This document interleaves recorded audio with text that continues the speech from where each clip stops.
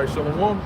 First and foremost, we want to give all praises, honor, and glory to Yahweh, Ba'ashem, Yahweh Shai, Ba'ashem, Kadash. Double honors to the elders and the apostles of Great Millstone, and peace and blessings to the elect. And through the Spirit, we're just gonna go right into it. As we titled it, the hastening.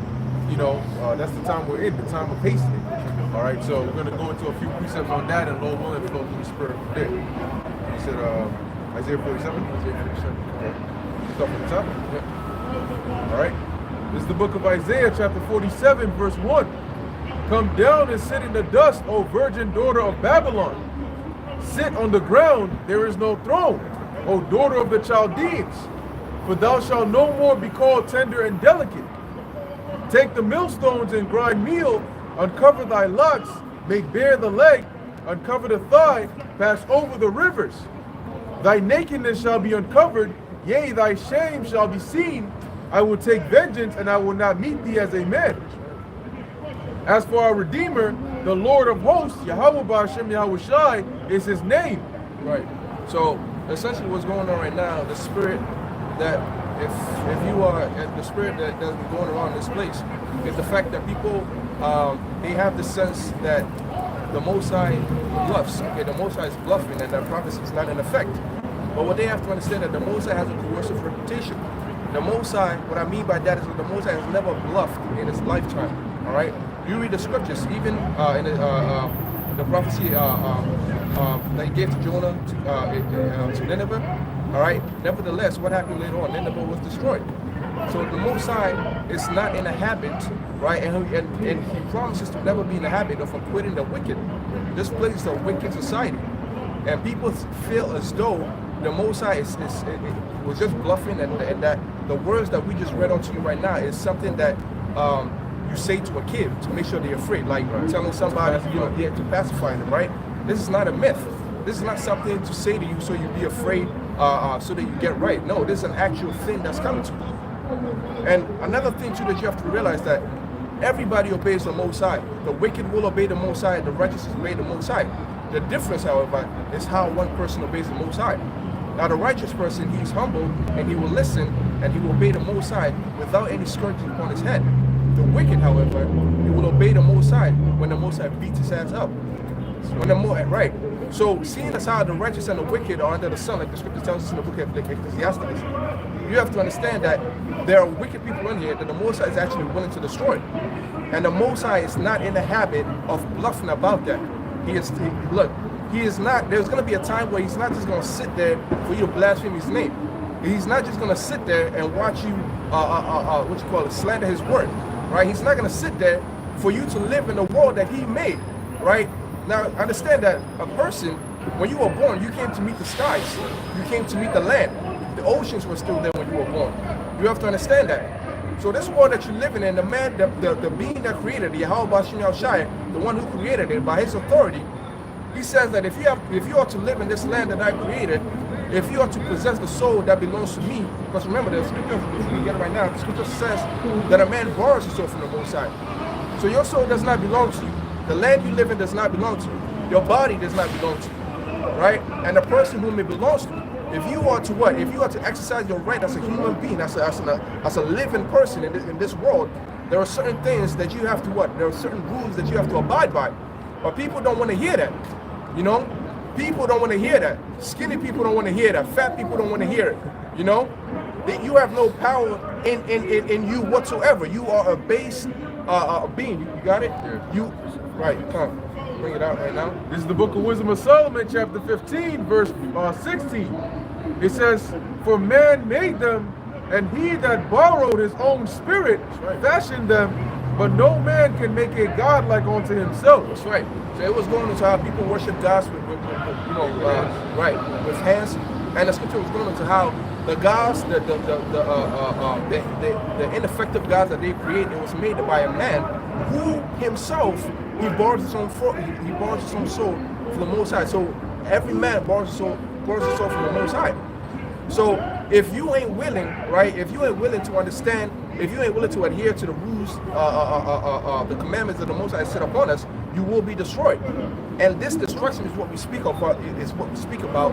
This destruction is what we emphasize. This destruction, right, is what we're gonna keep saying it, because it's not a light thing. It is a sure thing that's coming upon us. It's a real thing. It is as real as the skies. It is as real as the land, right? So understand that the Most High does not bluff. This destruction that's coming to you, right? This destruction that the Most High is bringing upon this age, it's a real thing. So once you understand that, you have to understand that it is the time of hastening, right? You have to hasten. When the Most High was about to destroy Egypt, we'll get to it in Exodus, right? What were they supposed to do in the time of Passover? What were Israel doing? How did they eat what? The lamb. They were supposed to eat it. Got it. Get it right now. No, finish it though. They were supposed to eat it with their loins girded, because why? They were in a spirit of hastening. Because at that moment, the Most High was about to do something big. At that moment, when the Most High was about to show His power upon this place, and you had to hasten and make sure that you weren't caught up in the destruction that the Most High was going to bring upon this place. Right. The Most High is powerful. The Most High made this place. You're going to live on this earth. You're going to obey Him.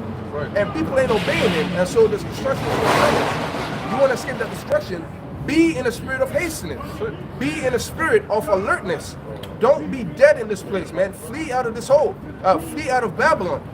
Take your mind out of this place. Take your spirit out of this place. Right? Got a quick precept. This is the book of Ezekiel, chapter 12, verse 25, because you mentioned this. Well, actually, as a matter of fact, I'll get this first, then I'll get that, because you had just mentioned this. This is the book of 2nd Ezra, chapter 14, verse 14. And it says, "Let go from thee mortal thoughts, cast away the burdens of man, put off now the weak nature, and set aside the thoughts that are most heavy unto thee, and haste thee to flee from these times." That's right. So this ain't a time for you to try to get a rap record. This ain't time for you to get a future like the elder Medactus did. The woman that tried to brag about her music. Look, man, we ain't the time of that, man. This ain't the time for you to pursue those things. And this is not the time for you to. It's not, because remember, yeah, right. You need money. Yeah, you need to pay your rent. But this truth, your life is. The truth is supposed to be the center of your life, and then you build everything around it. Everything that you do that compromises the truth, everything that you do that compromises the work, the ministry of Yahweh Shemashai, you do aside with it. You do away with it. Right. If you pursue a goal that hinders you from hastening spiritually from this place, don't pursue it. Fuck that shit. Right. Put that shit aside. You know, if you're pursuing a woman and you know that she's gonna cost you your seat on the chariot, do away with her. Yo, look, man, put her aside. You know, because the Most High ain't playing. The Most High is not bluffing. The Most High, there's no reason for him to bluff, because nobody hinders the Most High. The Christian teaching is that the Most High is fighting with the devil, but they no such thing. He has a title for Most High for a reason. If he decides to destroy it, there's nothing hindering him. He has the complete power, so he's not lacking the resources to destroy this place. And he doesn't have to appeal to any, like Congress or some shit like that. Right. You know? Right. So he can do it just like that. Take that seriously and hasten out of this place. This is Isaiah 46 and 10, declaring the end from the beginning and from the ancient times, the things that are not yet done, saying, my counsel shall stand, and I will do all my pleasure. That's right. And the scripture tells you that the Most High takes pleasure in what? In judgments. You know? The Most High loves to see a proud man just so he can break his ass, man. He made for a proud man just so he can break him. You know? He loves bringing out judgment. The Most High, killing is nothing to the Most High. You know, he'll kill a man just like... To be in all holy conversation and godliness, looking for and hastening unto the coming of the day of God, wherein the heavens being on fire shall be dissolved, and the elements shall melt with fervent heat. That's right. No, that just links up to the point that the brother was talking about hastening to this is the time of hastening.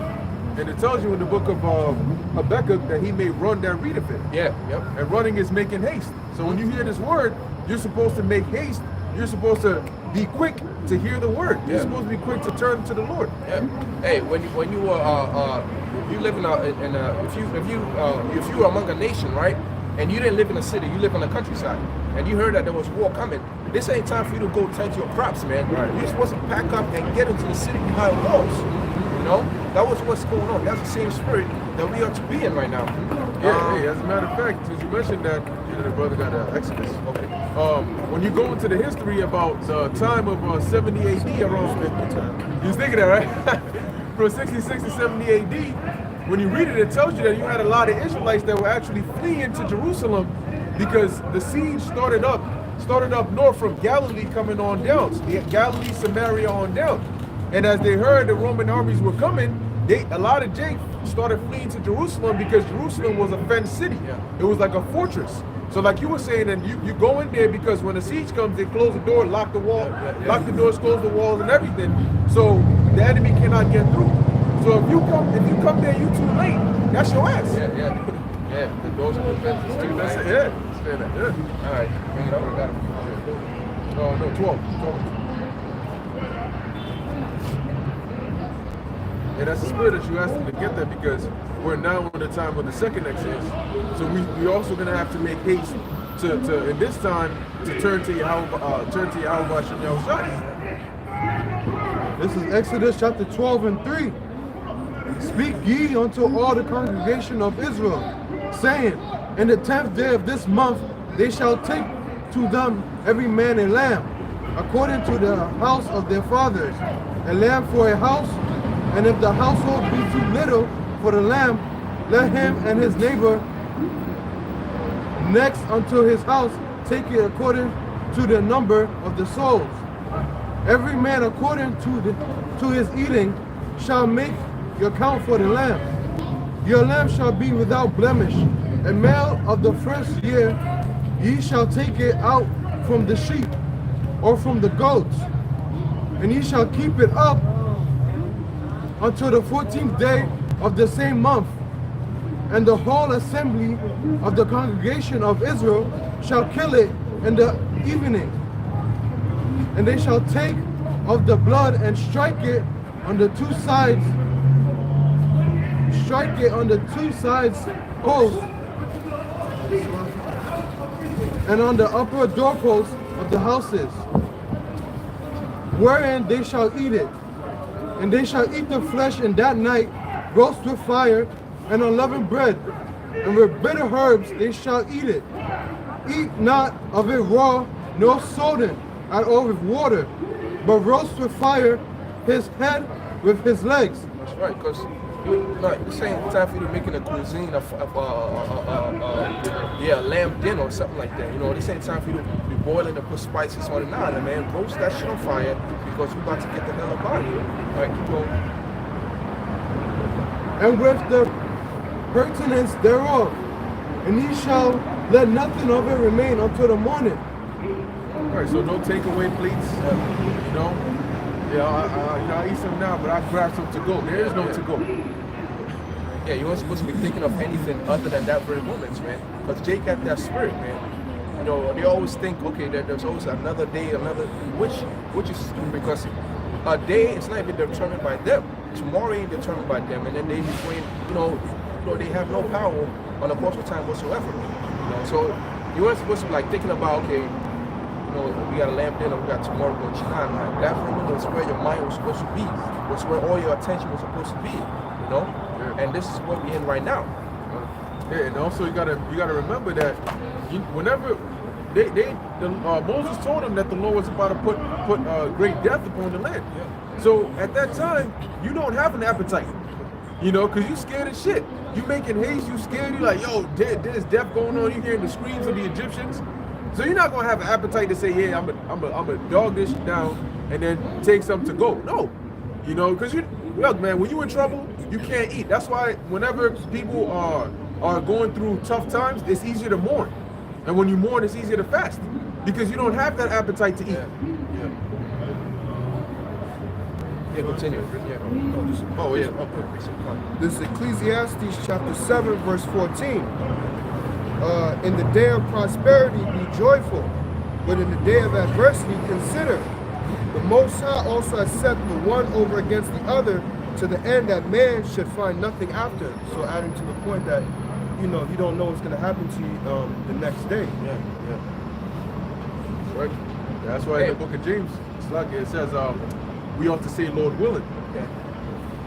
Because man has no power. A lot of people have to realize this. The scripture says that in the day, in the last days, we're going to be proud as hell. And a lot of people are so proud that they think they have the power of the Most High invested in it. I mean, they think they have the power of the Most High themselves. Right. That's why they speak of tomorrow as though it belongs to them. Right. That's why they live in this world as though they created this world. Right, continue. Continuing, and that which remaineth of it until the morning, ye shall burn with fire, and thus shall ye eat it with your loins girded, your shoes on your feet, and your staff in your hand, and you shall eat it in haste. That's right, because at that point, the most something big was about to happen, and you had to get moving, man. Similar to how you hear this word, you're supposed to come to the truth. You're supposed to keep growing, keep reading it, keep being in the spirit. Even when it seems as though prophecy ain't come to pass, remember, fortify your mind. Because the word of the Most High is never it's never void, man. It's always come to pass. You always have to hasten, always have to be, always have to be on your shit, always considering, looking, be on your watchtower, and always watch. The scripture tells you that the scripture likens judgments. I keep bringing this up because I really like it a lot. It's something that people need to also think about a lot. But when it likens judgment as a lion, and when a lion is one of the loudest animals on the planet. But when it hunts, what happens? It's very quiet. That's why they always watching. That's why the impalas are always watching. The antelopes are always watching. That's why they have this thing where you try to sneak up on a deer. The slightest crush of the leaves, and them niggas be out, man, because they understand what their situation is. They watch it. Yeah. All right.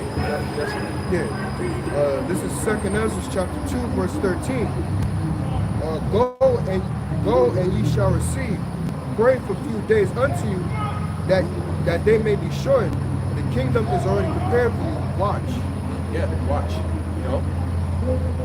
I said that too. He said, well, watch as well as pray, but you know not the time, so that you don't fall into what? Into temptation. Remember the analogy you gave about the antelope that eats and eats and eats. Yeah. And each time you go down, you're tempted to eat more than the first. But when you're eating so much and you're not watching, that lion will pounce on your ass right when the time you least expect it. That's what the scriptures say. The Lord will come in a day where the servant doesn't expect him. Yeah. And a lot of people think that, No, go ahead. Right, a lot of people, they feel as though, like, righteousness is a burden, but righteousness ain't a burden. It only feels like a burden because we're in a wicked society, but righteousness is a heavy investment. As a matter of fact, what we get in return, it's not even, like, worth what we've done. Because the kingdom, what we're doing right now ain't worth the kingdom, So, righteousness is, you're never losing anything in righteousness. You're not losing riches when you live for Yahweh Bashim Shai. You're not giving up happiness when you live for Yahweh Bashim Shai, because He will pay the same thing that you lack 100-fold. Like He told him, like, for they that forsake, finish the. He said they that have forsaken houses or mother or brethren or wives shall get 100-fold. That's right. Shall receive 100-fold. So. Don't think as though righteousness means nothing and that you ain't getting nothing in return for righteousness. Don't feel as though you're never going to get rich because you live for the Most High. No, that's not how it works. In the kingdom, you're going to be rich. You're not giving up happiness. In the kingdom, you're going to be waking up in everlasting joy, man. It's an investment. Yeah, it's an investment. Immortality, man. Esau can't even grant that shit. Now, I mentioned this at camp one time, but they set up a whole institute, right? And they looking into how a tortoise can live for that much long, right? Because apparently tortoises they don't very long. Yeah, they live very long, and apparently their cells don't destroy. Like, although you see them, you think they're getting old, they actually don't get old. It's just their wrinkled skin. That's how they are. But they don't get old like human beings. Their body does not break down. That's why they can also go like for a year without eating or drinking. So they set an institution, a scientific institution, and they're looking into it. They're trying to find a way to come up with a solution to where man can't get old, to where they can reduce cellular destruction on a significant level, to the point where you can look young forever. These men are investing in immortality. They're trying to find immortality, but they can't have it. You know? I think the brother Matthew 6, verse 19. Lay not up yourselves treasures upon earth, where moth and rust doth corrupt, where thieves break through and steal. But lay up for yourselves treasures in heaven, where neither moth nor rust does corrupt, and where thieves do not break through nor steal. For where your treasure is, there will your heart be also. That's right. Investment. Right. So, I think you loosen this up. When you think about it, an investment, you're still giving up money. But the difference between an investment and losing money is, you lose money, you get nothing in return. But an investment, you lose the money temporarily, and in return you get it. You get it back more than you had it before. This is Ecclesiastes 11:1. Cast thy bread upon the waters, for thou shalt find it after many days. Right, no, that's an investment. You know, you catch the bread upon the waters, you're gonna find it after many days. That's how it always is. You gotta put in to get out. Even farming, husbandry, you gotta sow to reap. If you don't sow, if you don't plow, if you don't sow, you're not gonna reap anything. You reap what you sow. Like the master that gave his servants talents, Yep. when investing in Yep. he was master was wise, you know, and he valued investment. So I'm like, well, what should we do? We should also value investment. Invest your time, your soul, and your spirit, man. Invest in this ministry, right? And they were saved from their destruction because, like I said, man, the Most High ain't bluffing. Right, it's been too long. It's been too long that the Most High has sat idle, man. I mean, he's not just sitting idle. He's been working. But what I mean is that he's reserved his anger. And the Most High, like I say, he's the Most High. Like, just like you have like a famous rapper who doesn't take shit, like every little thing, start wilding out, something like that. The Most High also like he has that sense of like what you call it. He has a sense of superiority, you know. He knows who he is. As a matter of fact, he brags about who he is. He's not gonna sit there for some motherfucker over here on earth to tarnish his name, to treat him like whatsoever. He will act, right? And when the time comes, he will act. And when he acts, man, it's scary. Even a righteous man gets scared, man. They know they ain't got nothing to be feared of, but just the power of the Most High in their presence, they're afraid, you know. I was going to say, like in the time of Exodus, when Jake was saying they want to do it the Most High, and then When the Lord came down, when he came down, Jake started saying, "Now we do it there in the Moses."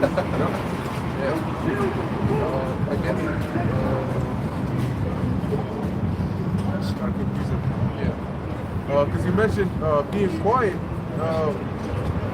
I forgot where it's at, but it says the righteous shall be quiet for fear of evil, and when they witness the destruction of the wicked. Because you ain't gonna. No, it's like when you younger, and you hear your pops or your parent yelling at somebody, you quiet as shit.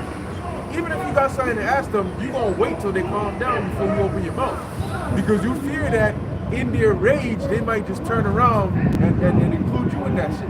So you just be quiet. You know. I got number 16. Numbers chapter 16, verse 24. Speak unto the congregation, saying, Get you up from that about that tabernacle of Korah, Datan, and Abiram. Right. So what does that sound like? That sound like what? Flee ye out of the midst of Babylon, man. Go ahead. And Moses rose up and went unto Datan and Abiram, and the elders of Israel followed him. And he spake unto the congregation, saying, Depart, I pray you, from the tents of these wicked men, and touch nothing of theirs, lest ye be consumed by all the tents. So what does Jake have to? Jake always have the habit of cleaving onto vanity. They always have the habit of cleaving onto things that holds no value whatsoever. You know? Jake will kill over a gold chain. Jake will spill blood, man, over platinum. Jake will shoot you saw the video that I think GMS watching put of this Jake, they robbed this woman. Yeah, the pregnant woman with the baby. And Jake will do that shit over vanity, you know? And it's something that hinders a lot of people. It hinders a lot of people. I mean, it's going to hinder a lot of people from serving the Most High and saving their own souls, because they have the habits of cleaving into this place. Here it is, like I said, man, war drums are beating all around us. But what was Jake doing, man? Jake was doing milk crate. What was Jake doing right there? What was Jake doing? Jake is still on doing freestyles. Them niggas, they chasing rap albums, man. Hey, since you mentioned war drums, breaking news says the U.S. warns of possible Russian invasion of Ukraine with 175,000 troops as soon as January. But what is Jake gonna be worried about? Christmas and Thanksgiving, watching the ball drop, if they even still do that shit. You know? Now it's interesting because was it last year that the year started off with World War III vibration when Trump ordered that strike on Qasem Soleimani, the Iranian general? You know, so the Lord is. But now, at that time, Russia was still in hibernation mode. But now you're seeing the Lord is turning up NATO, but He's also turning up Russia, which is Ezekiel 38 about the Lord putting hooks back into the jaws of Gog and Magog, because somebody got to rile up Russia, and how's the Lord doing it? Getting Ukraine involved, because Russia is like, look, we ain't gonna start some shit with you, U.S. So we're not gonna do a back and forth. But now we're not dealing with just U.S. and Russia. We're dealing with NATO. NATO is active right now, and they're coming around saying, look, they're using Ukraine as a reason to provoke Russia, but to also start trying to get Russia at a disadvantage. And Russia's like, look, that's a line that we're not gonna let you cross. So the war drums are definitely being, and like we say, the war can be declared without the nuclear missiles being popped off just yet. You know, so the Lord can have them say, look, we're officially at war with Russia, or officially at war with Iran, or whatever the case is. And as you start with one, eventually the war gets hotter and hotter and hotter. And in the midst of all of that, you can have the whole MOT situation going on. The draft, yep. You got women. Women want to be so equal, right? You want equality so bad. Wait till the draft comes. Oh yeah. Hey, when it happened, and at the end of the year, they were talking about how, now they want to be housewives, right? Yeah. And then they went back to their bullshit. Yeah. Crazy, man. All right, I wanted to find an article, about the same Russian, the tension between Russia and Ukraine, and basically it was an RT News. Now they say they're not gonna do it, but they went into the details on how they could crush Russia. Like, I'm using a word, I'm not even using the word like. They actually said that they could crush Ukraine just like that. And they went into the details of how they're gonna do it, and how even after the war, when they crush Ukraine, they're gonna establish a government that's recognized as Russian. Yeah, they said they can establish a government that's recognized by the Russians. But they actually can't crush Ukraine, because that's why NATO is up there. Because Russians out here talking about, look, by next year we're gonna have these hypersonic missiles ready to go, deployable. So you try some shit, and all the missiles, Satan this, Satan 2, and all of that, we ready to test them out. Because you can only take so much shit for so long. So they done with the whole mutually assured. They like, yeah. That's why they all exited out that treaty, man. And nobody want to restrain themselves from making use of missiles. And also that's why they canceled that open sky treaty thing, which is where which a country can just deploy like a surveillance plane or some drone or something like that, just to see if these niggas are scared to see if you are developing missiles or weapon of mass destruction. But they cancel out of them. You try sending a spy to bomb that shit. That's what each and everyone's saying right now. So war drums are beating, and I believe I forgot what I was about to say, but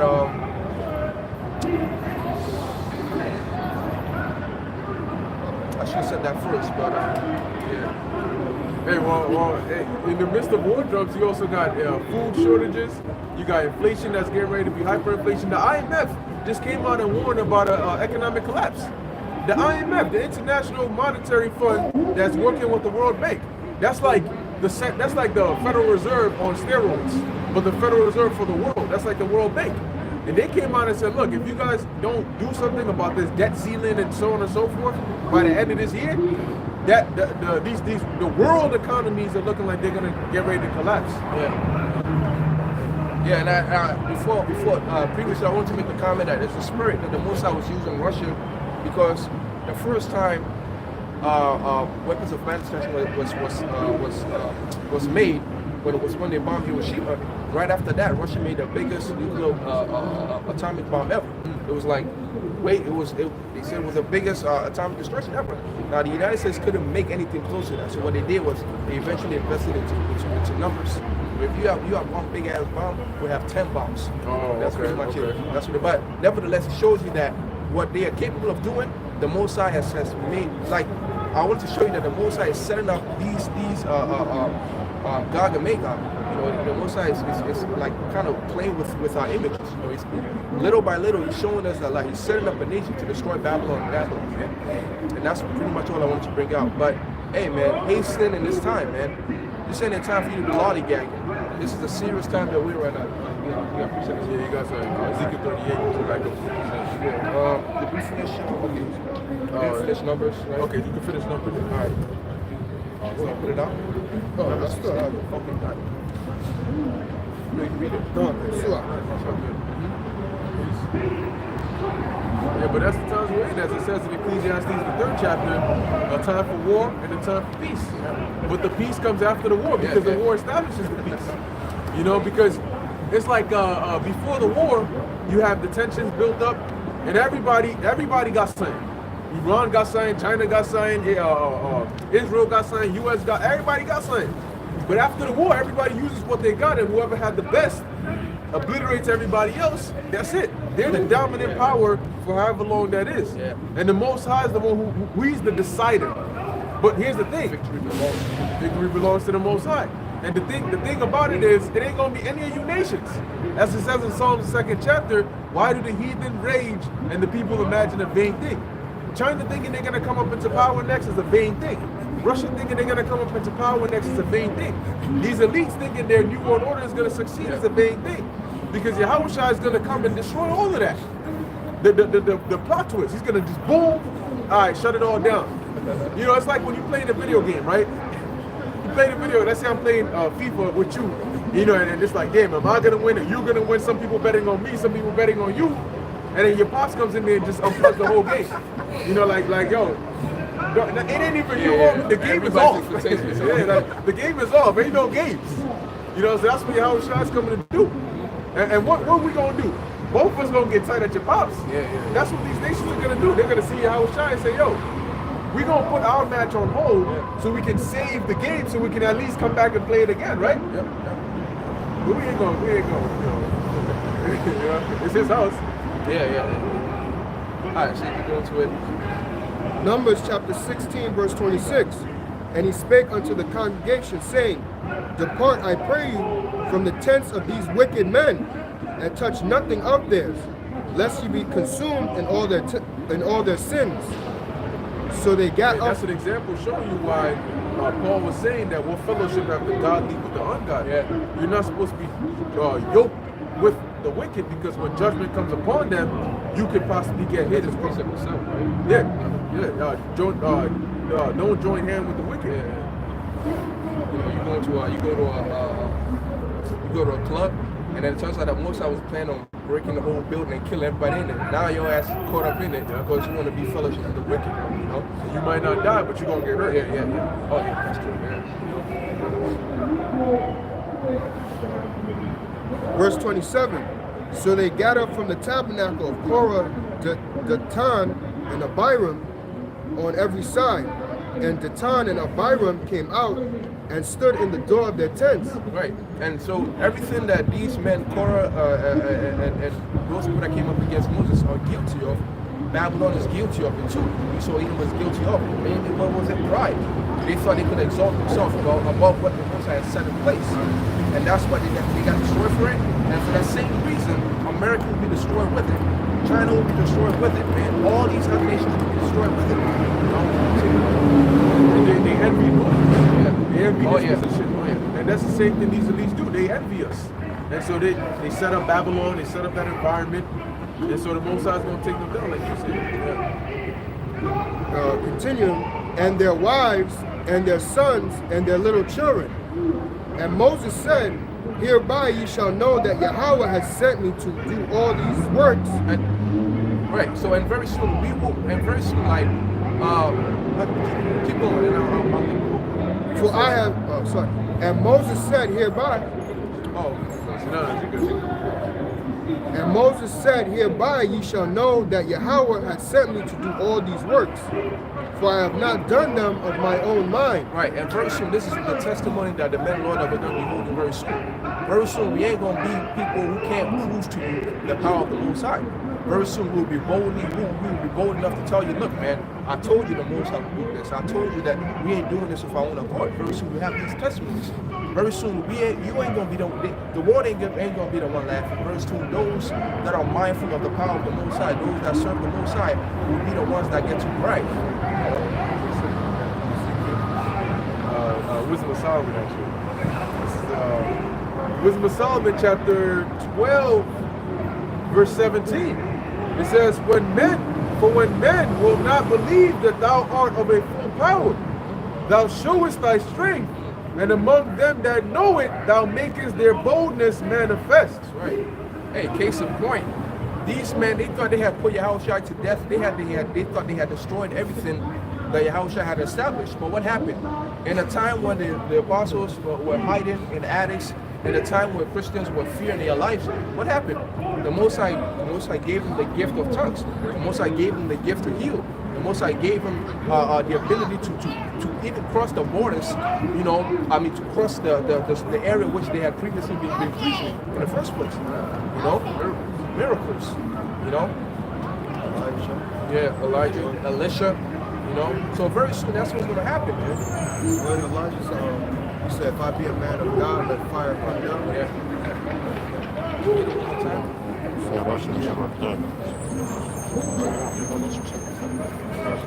There's a scripture that says that the Most High performed signs by the prophets to confirm that he was with them. So that's how the Most High always worked, through signs. Yeah. And that's why Yahushua made a statement, if you're not going to believe me, at least believe me for the very work's sake. Because you can't deny that I healed somebody. I brought somebody back from the dead. Yeah. I fed this multitude. So how did I do that? You can't say, Jake will sit there and say, no, that's fake.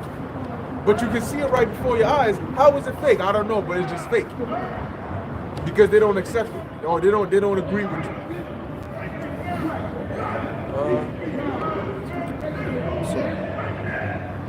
Verse 28 again. And Moses said, hereby ye shall know that Yahweh has sent me to do all these works, for I have not done them of my own mind.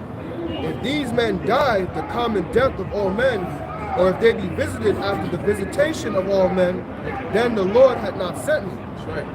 But if the Lord make a new thing, and the earth open her mouth and swallow them up, Right. So right now, Moses, what was Moses prophesying about? He was telling them that, look, man, what's going to happen is not going to be an ordinary thing. Some extraordinary thing is going to happen. A great death is coming, and that kind of death is not going to be old age. And that's essentially the message that we're preaching right now.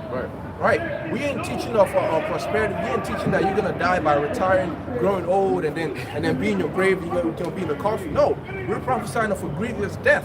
We're prophesying of fire and brimstone. That's what we prophesy. We're prophesying of war. We're prophesying of sword. We're prophesying of women, children, as well as men that are dying, man. That's what we're prophesying about. We're prophesying about famine. When you're so hungry, your lips are chapped, man. Your lips are falling off because you're eating them. You biting on your lips. You bite your lips. Yeah, continue. I got a quick precept for you.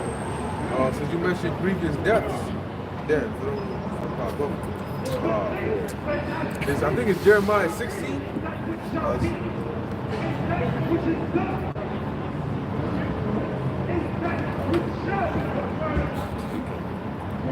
There we go. Jeremiah chapter 16, verse 3. For thus saith the Lord concerning the sons, and concerning the daughters that are born in this place, and concerning their mothers that bear them, and concerning their fathers that begat them in the land, or in this land, they shall die of grievous deaths. They shall not be lamented, neither shall they be buried, but they shall be as dung upon the face of the earth, and they shall be consumed by the sword, and by famine, and their carcass shall be meat for the fowls of heaven and for the beasts of the earth. And I can't really think of it from the top of my head, but I believe in the book of Ezekiel, correct me if I'm wrong, but the scripture says that evil and only evil is coming, you know? Right. That's right. So that's essentially, like Moses said, if these men are not going to be dying of, if these men die of old age, right? But they're not gonna die of old age, but they're gonna die by the power of the Most High. The earth is gonna open up. Something extraordinary is gonna happen, and that's essentially what we're doing right now. Sure. And when he preached that, what did he tell them? He told them, as well as the people who were about to be destroyed, he told their children, get you away from them, get away from the tents, get away from their wives, their children. Have nothing to do with these men, because the Most High have a righteous anger for them, right, reserved for them, and he's getting ready to destroy them. You know. There is nothing good left in this place, man. The only thing left for this place is destruction, man. Because this place is exceedingly polluted. This place is wicked, man. Every time you think, okay, this is the zenith of wickedness, like you hear some shit, you like, okay, they know where nobody's gonna do wickedness that can top this. They surpass it. Wake up the next morning, somebody's done something that, yo, what? Are you for real?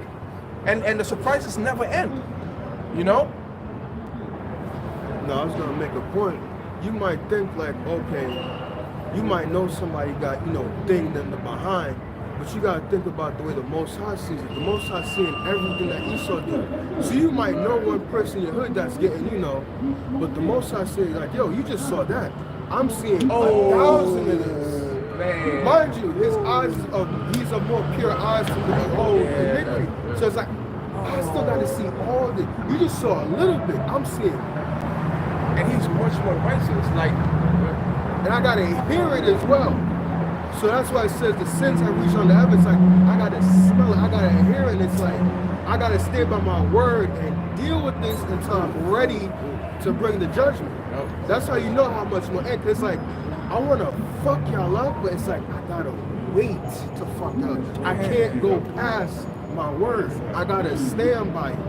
As much, because you might think, you might pray to Most High, when you gonna bring the judgment? But it's like, I gotta stay by my word. It's like, you don't think I wanna fuck this place up, but I gotta just. Right. Got a quick precept since you mentioned that. This is Romans chapter 9, verse 22. What if the Most High, willing to show his wrath and to make his power known, endured with much long suffering the vessels of wrath fitted to destruction? So adding to your point, that's why it says the Lord is long suffering. Because initially, when you see something that you hate and you detest, and it pisses you off, you're gonna get pissed off right off the bat. And when you get pissed off, you're gonna act upon it. But the thing about the Most High is he gets pissed off, but he hasn't acted upon it just yet. And so, like you were saying, from generation to generation to generation, beholding all the iniquity going on. Why do you think the Lord flooded the whole earth? yeah. Because he said, look, I can't. It's not like wickedness just started during the time of Noah. Yeah, he said it's been going on since then men began to multiply upon the face of the earth. And he's like, all right. See, now you out, So now, because it keeps coming higher and higher and higher, and now he's looking at the shit like, damn, if I don't stop it, It's crazy. It's like that. It's like that boiling pot when the stuff starts, but like he's contained himself, but it's like. Right. And then when you finally take over this, It just explodes, yep. you're like, oh shit, that's too much. I can't deal with it. That's like the angels holding the destruction back. That's you can imagine it like that. Like they holding it, and then as time goes on, more of the elect wake up. They're like, oh, and then eventually, boom, it pops off. And that's why it says sudden destruction. That's why when all hell breaks loose, it's not gonna be like you open it and then it's gonna, it's not gonna be increments. Yeah, that's why it says it's gonna come as a whirlwind, man. Your flesh shall come as a whirlwind. That's right. It's gonna hit on all sides. The Most High ain't giving you time for you to adjust. The Most High ain't giving you time because what happens is that, right? you look at places in the world where hunger is a common problem. They have a way of like surviving longer without eating food. I think their body just naturally like that. Right. Their body's naturally like that. They can somehow, because they're used to hunger, they can go for a longer period of time without eating. Case in point, there's this Hamite nation, right? I believe in the central part or southern part of it, they can go off on drinking cow blood. You know, I think they live in the desert, something like that. They can go off on drinking cow blood. You know. But your ass can't do that shit because you ain't used to not drinking water for a long time. And the Most High, He knows how He created a human body, and he knows how to breathe it. So He's not gonna give you time. He's gonna take out any method of you adjusting to the evil things that is coming. You know, He's not gonna wait for you to. He's not gonna wait for you to get used to being hungry. Nah, man, He's gonna hit you. He's gonna hit you all the spirits of hunger immediately. Right. He's not gonna wait for you to get used to getting your ass beat. No, man. He's not gonna have one person beat you and the next day 2 people. Nah. That very moment you get your ass beaten, it's gonna be 20 people. You know? So I like that time to prepare. That's why I said sudden destruction. Sudden destruction, that's You right. know, so you go from 3 meals a day to no meals a day. Yeah. And then that's it. That's your new way of life. Right. You see how long you survive doing that. You know, brother got a precept here. Okay. This is Proverbs chapter 1 and 20. Wisdom crieth without. She uttereth her voice in the streets. She crieth in the chief place of concourse. In the openings of the gates, in the city she uttereth her words, saying. Now, is wisdom actually personified speaking right now? No. But how is wisdom uttering her voice through the men of the Lord? Because the scriptures say that wisdom is the breath of the Almighty and the inspiration. So when we speak through the inspiration or the breath of the Almighty. So that's how she uttereth her voice through the men of the Lord. How long ye simple ones will love simplicity, and the scorners delight in their scorning. And is that not what we say when we come out here? Do we not constantly, call out to our people? Like, how long Jake is still gonna keep doing this shit? Do you not see what's going on in the world? And you still in this kind of mindset? In a simple mindset, you know?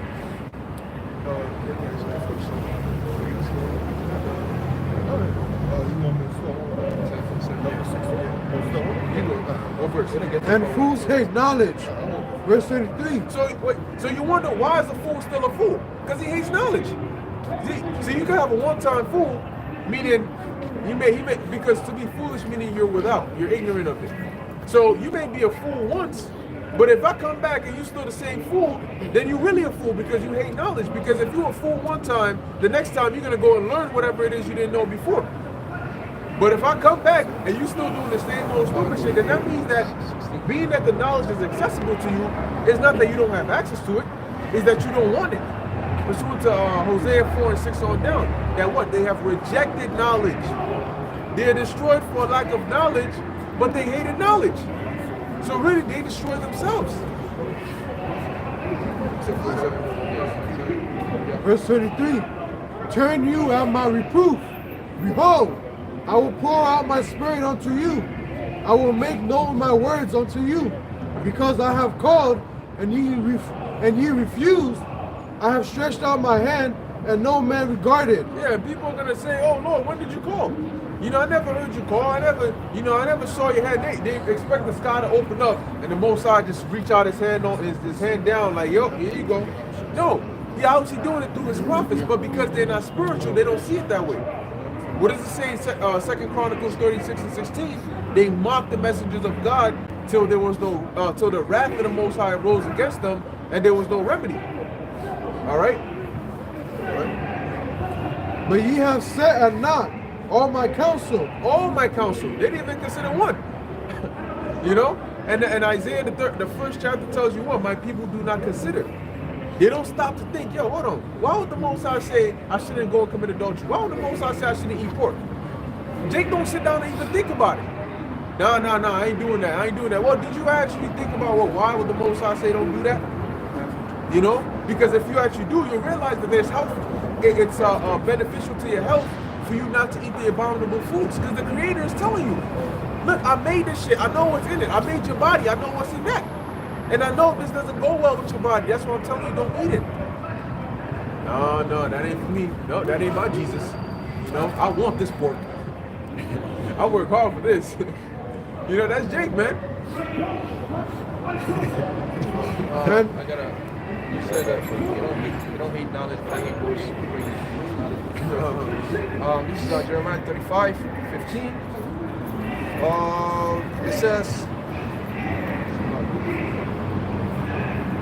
It says, I have sent also unto you all my servants, the prophets, rising up early and sending them, saying, return ye not every man from his evil way, and amend your doings, and go not after other gods to serve them, and ye shall dwell in the land which I have given you.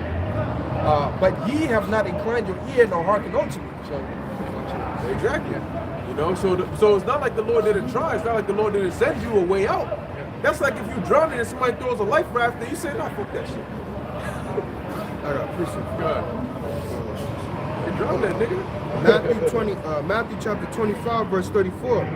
Then shall the king say unto them on his right hand, come ye, blessed of my Father, inherit the kingdom prepared for you from the foundation of the world. For when I was hungered, and ye gave me meat, I was thirsty, ye gave me drink, I was a stranger, and ye took me in. Naked, and ye clothed me, I was sick, and ye visited me, I was in prison, and ye came unto me.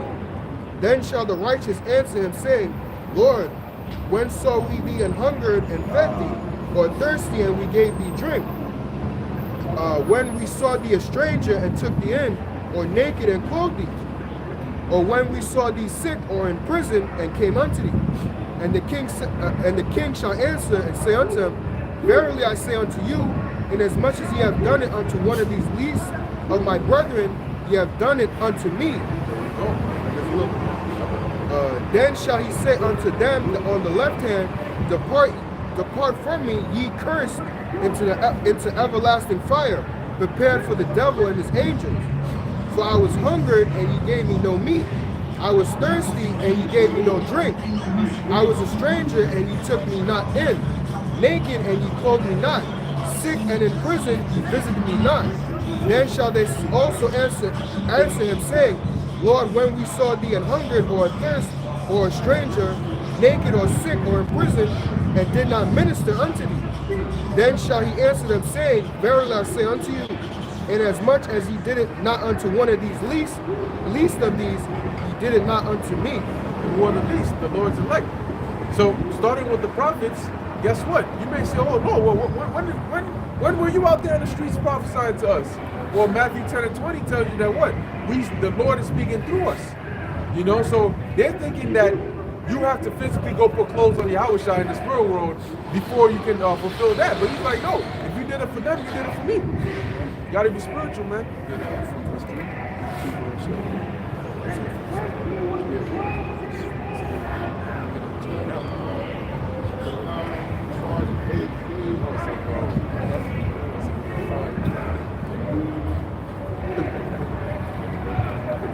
Because here's what you're frame with the Most High, man. But the Most High ain't no beer. You know, he, like I said, man, he has the title of the Most High. You know, our name, he is.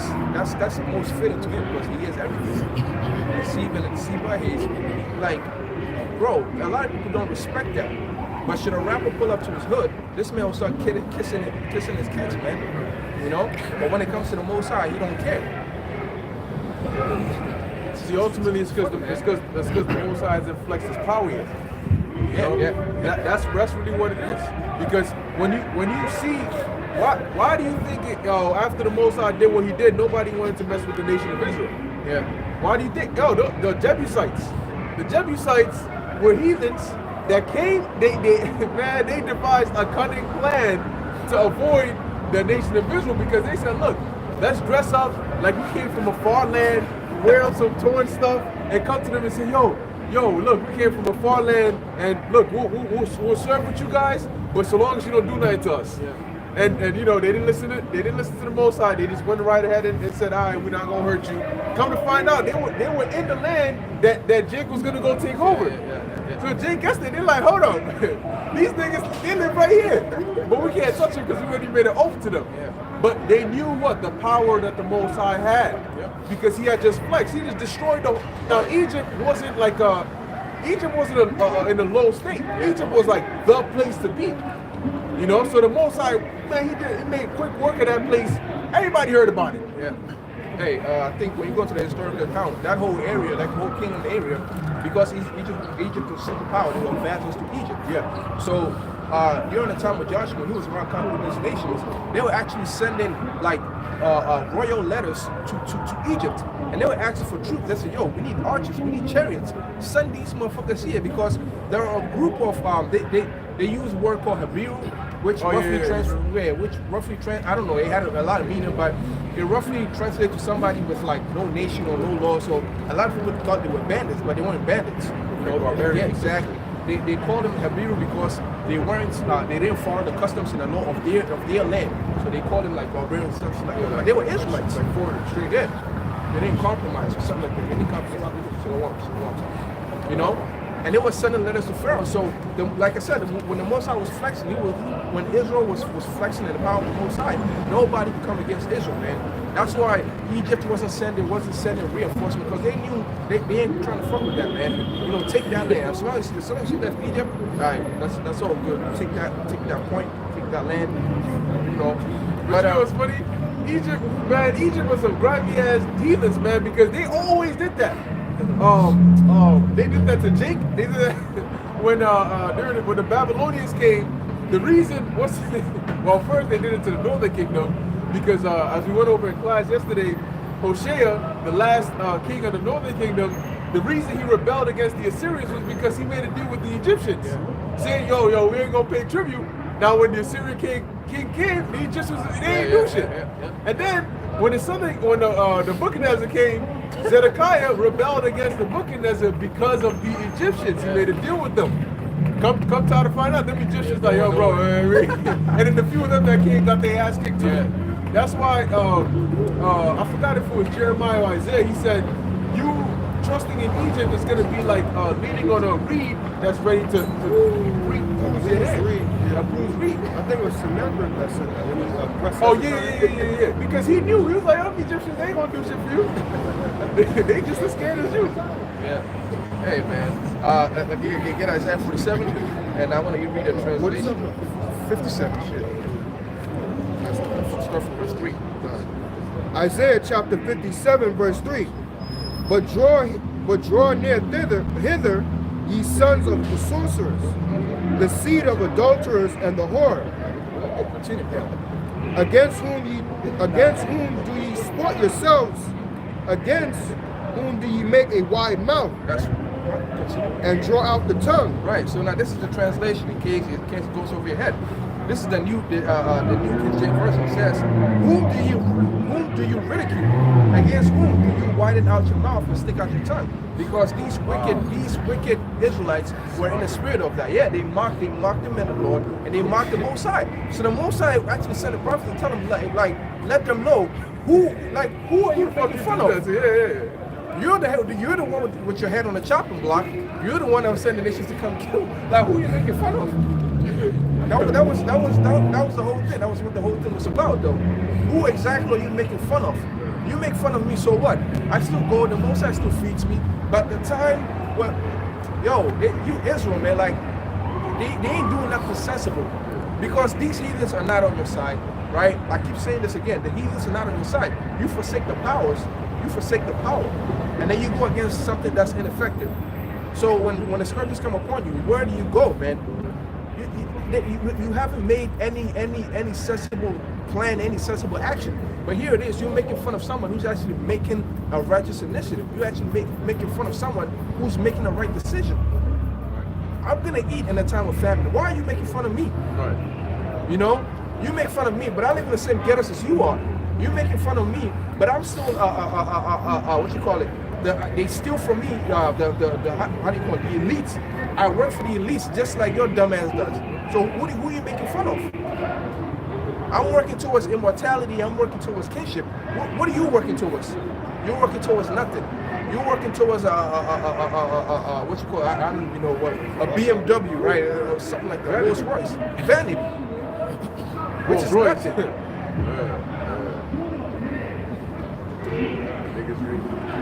Oh, sorry, I was gonna make the point. When Yahushua was on the cross, some of the Israelites was like, how he saved others, he can't save himself. If he be the Son of God, come down from the cross and then we'll believe.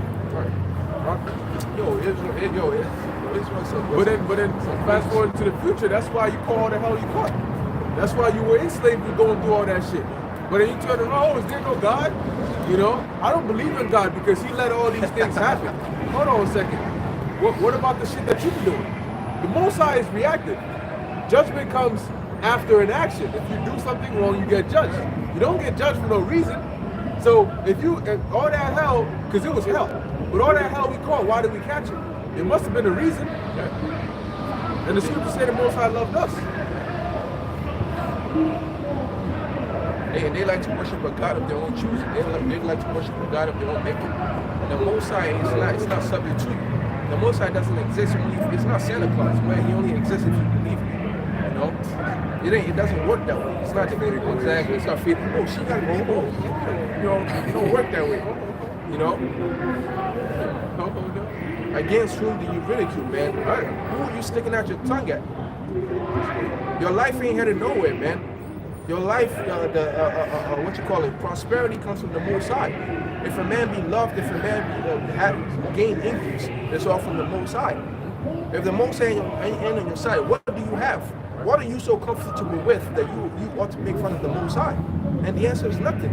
Right. But Israel don't see it. Israel will boast about America and all that, but America's going down, man. Israel does not care. You read the scriptures, they don't care. But the Quran says this and that, man. But the Mormon book says this and that. Well, the Quran says that the Quran talks about the scriptures. Yeah. The Quran says that they claim the Quran is the angel Jibril, they say, came and gave the book to right? He was in the cave or whatever the case is, right? And then in the book they tell him, we gave the scriptures to the children of Israel and they inherited that. Yeah, we gave that to them. So that would mean that the Bible is divinely inspired. So, but then you turn around and say, no, the Bible ain't it. But wait, your same book tells you that the angels gave us the Bible. The Lord gave us the Bible, right? Then in your book it says that the Lord is going to take us to the promised land. And then in your book it says the Lord favored us over everybody else. So what the hell are you talking about? All of a sudden the Most High changed his mind and said, nah, you're the man, Muhammad. You know what I'm saying? You go around and do all this. Because they preach the same doctrine as the Christians, the doctrine of replacement, like the replacement theology. Yeah, replacement theology. They do the same thing because they actually do believe the children of Israel. They believe in the Yahushua. They believe in those that follow Yahushua were doing the right thing. But they will tell you that later on the line they went off. So the Most High took it away from them and gave it to the fucking Israelites. So and that's what they'll tell you. You know. But the thing is, well, you're not even an Israelite. I'm like, yo, a lot of these Jakes so stupid. They think Islam is a nationality. Exactly. Nigga, what? Hold on. You got a Muslim Chinese, a Muslim German, a Muslim African, a Muslim. So all these people of different nationalities. How is Islam a nationality? What are you? A Muslim? Look at this nigga like, yo, really?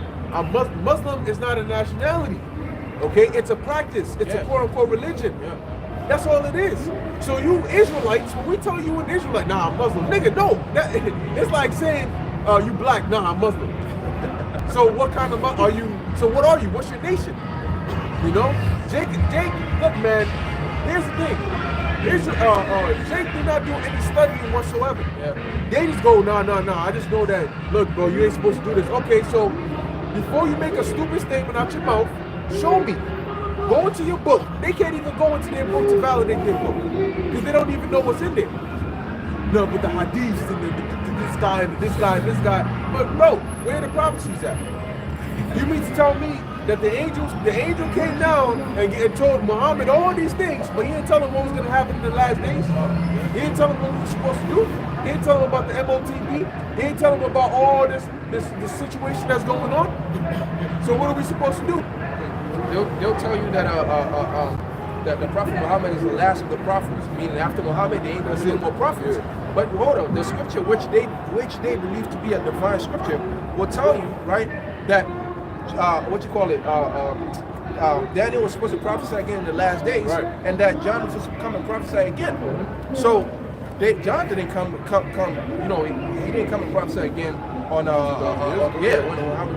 with Muhammad. Right. So what's going on? Yeah. You know. What's going on? It doesn't make sense.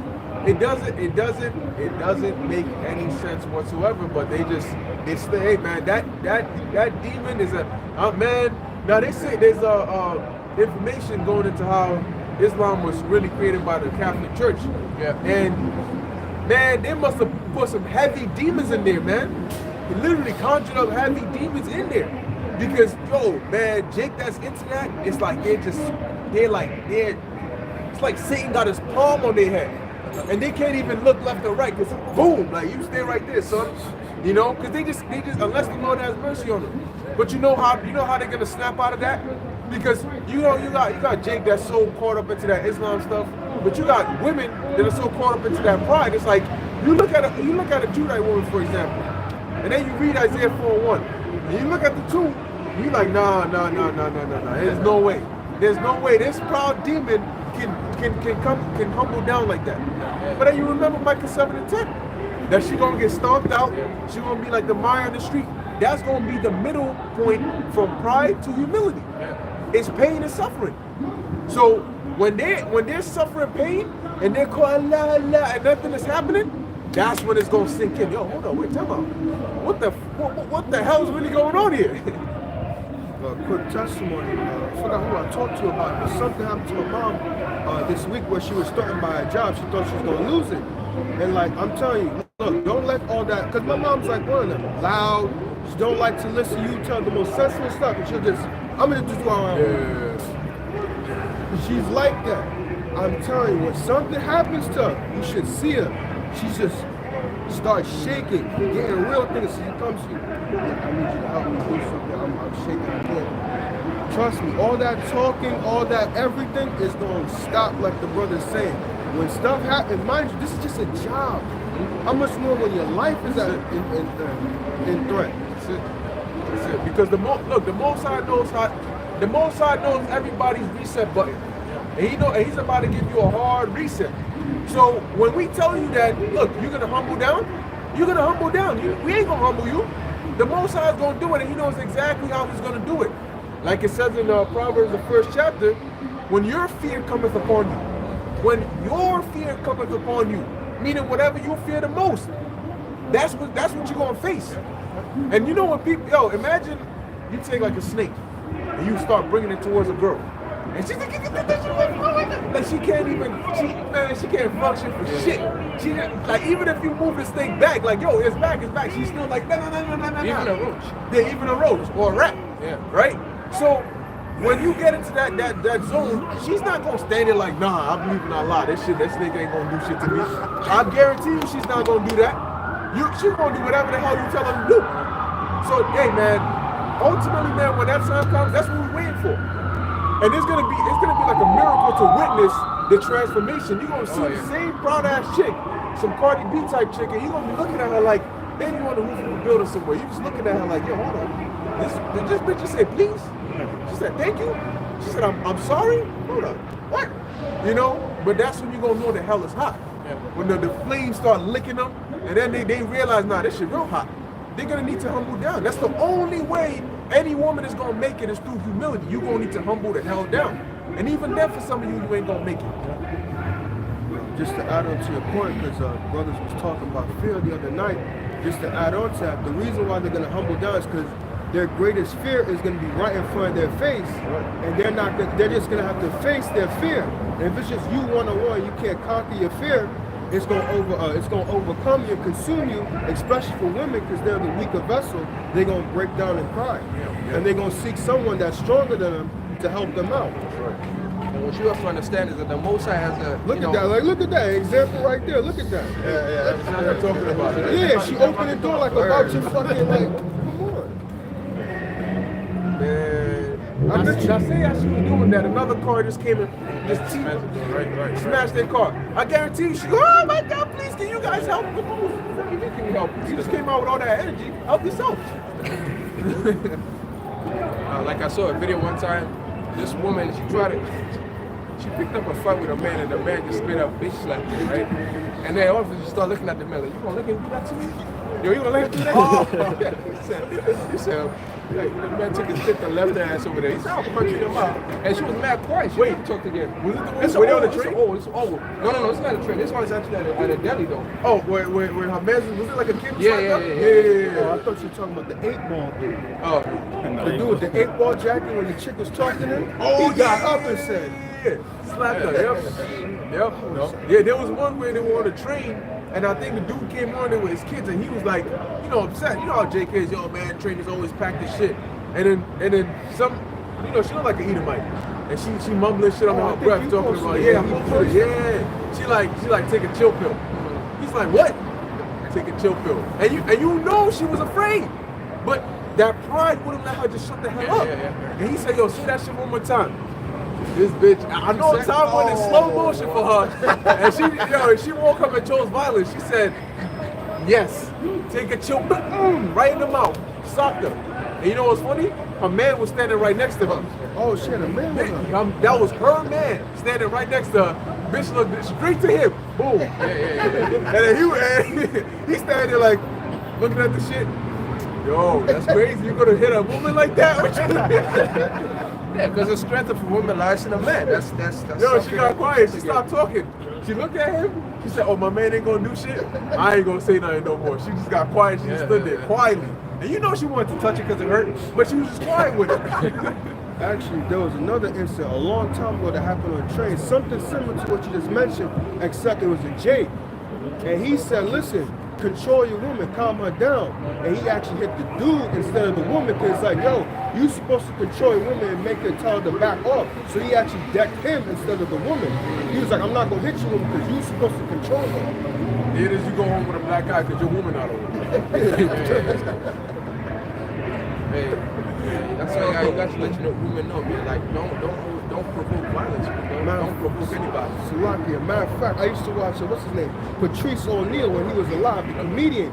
He used to say that anytime his woman would get out of hand, he'd just walk away. And she'd be like, why you leave? Where you going? He's like, listen, if you can't stand up for yourself, don't fucking act like that when I'm around.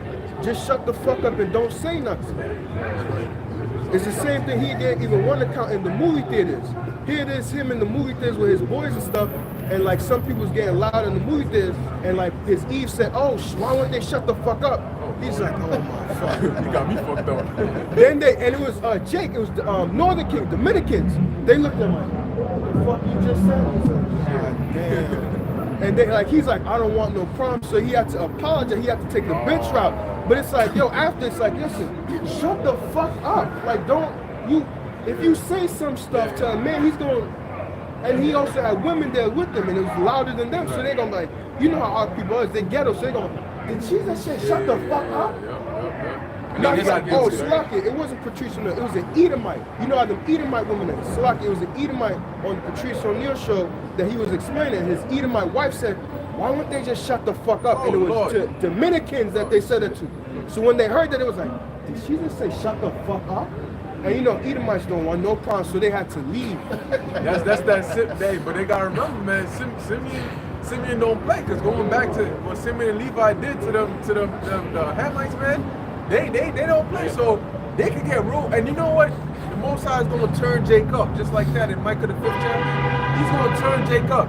And you know what's gonna start happening? Like the video you mentioned with the woman with the baby that got robbed. Yeah. You see how when they came up to her, she didn't even try to put up a fight. She like, there's two guys here. Look, just take this shit. I got a whole baby. Yeah. He took the shit out. Yeah, he took the shit out, man. Now when you're gonna, cause now what do you have going on? Crime is going up, and police ain't doing shit. So next thing you know, dude comes up, yo, what you said? What you mean? Boom, that's it. Knocked the ass out. She's laid out, and you know what? Nowadays, you got bystanders that ain't gonna do shit. Yeah, they're gonna record. Like you said one time, that a lady almost got raped in the train. No, she did get raped. She got raped on the train. A good 40 minutes. Yep, good 40 minutes on the train. And nobody did shit. They just stood there and recorded. Now, I bet you. They just watched. I bet you she was probably thinking, oh yeah, I know if I push him off, somebody gonna say something. Some Captain Saberhole gonna pop out. But she pushed him off. Nigga said, Or ain't nobody saying shit, I go right back. You know, he jumped right on. You know, I said the cops had to pull his ass off. So he wasn't like trying to rape. No, he was raping. And then the cops had to pull him off, man. So that shows you that don't go thinking. See, women have that false sense of security. Yeah. It's 911 or it's bystanders. Because I know I'm a woman, I can play that card. Nobody wants to see a woman hurt. Listen, bro. Dudes gonna see you getting fucked up. They're gonna look at you. They're gonna turn around and just gonna keep it going. That's the reality. You know why? Because Yahweh Bashim El Shai is gonna put that spirit. And when judgment comes upon you, nobody will deliver you from it. And a lot of women talk shit, but they fear that, man. You're gonna have gangs chasing you. You ain't faster than him. You ain't stronger than him. And there's more of him than there are of you. So you got a woman that's outside at 2 a.m. by herself in a neighborhood where she ain't supposed to be in. And there was actually a video of it. She freaking running naked and shit. They're like, yo, what happened? She like, yo, I got raped. They're like, oh, okay, hold on. Let's assess the time. It's 2:30 in the morning. You buy a freaking neighborhood where it's secluded and there's trees around, and you see two dudes over there in the corner. And you think you're gonna walk right past them? That's that brow shit. So now she had to run home naked. Then she gonna turn around, yo, guys ain't shit. You can't really trust niggas. What do you do? Why were you in that environment in the first place? But you try to tell now. Before that happened, if you try to tell her, yo, you can't be going out at that time, don't tell me that. I'll go whenever. I'll go wherever I want to go, whenever I want to go, or whoever I want to go with. All right. So that's what happens. You know. So the Most High is going to use those kinds of adversities to humble a lot of these women, man. They're going to be humble. You're going to get beat. You're going to get raped. You're going to get eaten. Because whatever a man can do, I can do, right? So when the fights come, I'm going to grab your ass and put you to the front. You know, and put you in the ring, and then you get in the ring with them. That's what the Most High is gonna do. And you know what? Eventually they're gonna realize my words ain't shit. And right now niggas ain't thinking about box in terms of trying to play games. Because how do women hold men hostage? These simple-minded men with box, right? Oh, if he does this, I ain't gonna give it to him or this, that, and the third. Listen, bro, they ain't gonna come and ask. They coming to take. So at that point, it ain't gonna be a matter of, oh, I'm gonna make him wait a bit. Wait a bit? This nigga's not trying to wait for shit. He's coming for you. So when they realize, wait, I don't have power in that way, and my words ain't shit, they're gonna realize, yo, the only thing I can do is try to humble down and hope that he has mercy on me. Because I can't try to talk to him anyhow. Isaiah 4:1. Please, because if you find a man that's strong, you gotta now watch out. Is he gonna help you or is he coming after you? So half of these men that they see are gonna be chasing their ass. So to find a man that's not gonna try to, just grab you up and rape you, but then is gonna be willing to help you because you're a liability. Yeah. Why should I take you along with me? You can't hunt, you can't protect the food. What can you do? And a lot of these women can't cook for shit. When you're a man, the only thing you gotta worry about, like people, aggressors, when you have a gold chain, you have something like that, a diamond watch, or you have a fat ass whip. But when you're a woman, you ain't gotta have it. If you wearing Harriet Tubman runaways, they can still want your ass. And so you yourself are who they want, That's it. Yeah, you are the resource. So yeah, exactly. So you don't have like the brother said, they have liability. Like they always something that's gonna attract, like attention and all that stuff. Like in the boondocks, the booty warrior. But damn, actually that segues perfectly into what I was just about to say. Cause in that booty warrior thing, he said, I've been watching you, Chris Anson. That's it. So it's the same thing with these dudes on Instagram. They've been watching you for a minute, posting all these pictures. So when they see you in the house, they're gonna be waiting for you right there, and they're gonna be posting up just like him. Oh, I know who you are, Felicia. I'm waiting for you. So this goes for all you hoes on the internet that be showing your ass and your tits. And then they got the location, so yeah. You got a lot of men spotting you, man. A lot of men are looking at you. Yeah, they know where you live. When all hell breaks loose, oh man, you would have wished that. Actually, because there's some of those dudes who's like hackers, you can actually find out, because your phone has everything on it, you can find out the person's address from their Instagram log and find out where they live. So, and they be showing you the houses, what their house can be taking pictures. You can just find it, go there to a house and do what you want. And they live by themselves. Even worse. So the dude walking by, when you're not at home scouting the shit, so then you come home and niggas in your crib saying that You like, wait, hold on, the door was locked. How'd you get in here? Nigga just sitting there, take your time. You know, like, wait. Yo, man, I'm telling you, because they're already doing it now. So when lawlessness sets in, women are gonna be afraid. You're gonna be afraid to be home. You're gonna be afraid to be outside. The only place they're gonna feel safe is if they know they're with a man where if any danger came up, they know at least I have a fighting chance because I got a man with me. You know? But if you're by yourself, if you're at home, you're afraid because you don't know if somebody's coming to your house. You know, you don't know if somebody's trying to break into your house because they will break into your house, 2 Esdras 15. And you are the goods. See, like you said, a man, they rob you from all your goods, but a woman, you are the goods. Don't they call it booty? Booty, yeah. Oh, I want that booty, child. You know what I'm saying? They coming. Man, look, man, it's gonna be raw. It ain't gonna be like in the movies where, you know, they pull up, because in the movies they censor the shit, right? Oh, yeah. You know, they pull up and then the lady, no, please. And the second he pulls her pants off, somebody pulls up like, yo, what you doing? And then happy ever after, she's good. Ain't no happy ever after for you. He gon' a lot of these dudes, like the movie The Road, they gonna rape and they gonna eat. After they rape, they gonna cannibalize your ass. Or they rape until you die, then they cannibalize your ass. That's a reality. You know, people, see, women think that people don't actually think like that. Do you know how psycho a lot of these dudes are? Especially when these dudes that have been in prison for all these years, and they bust out of prison, the first, if they got hair and it's walking, that's a target. The first thing they see, they whoa, and they come in and, you know. So what do you, the realistic question is, as a woman, what do I actually do when this happens? What am I actually gonna do? Like, what am I fighting? Oh, the bitch gonna talk about I got a gun.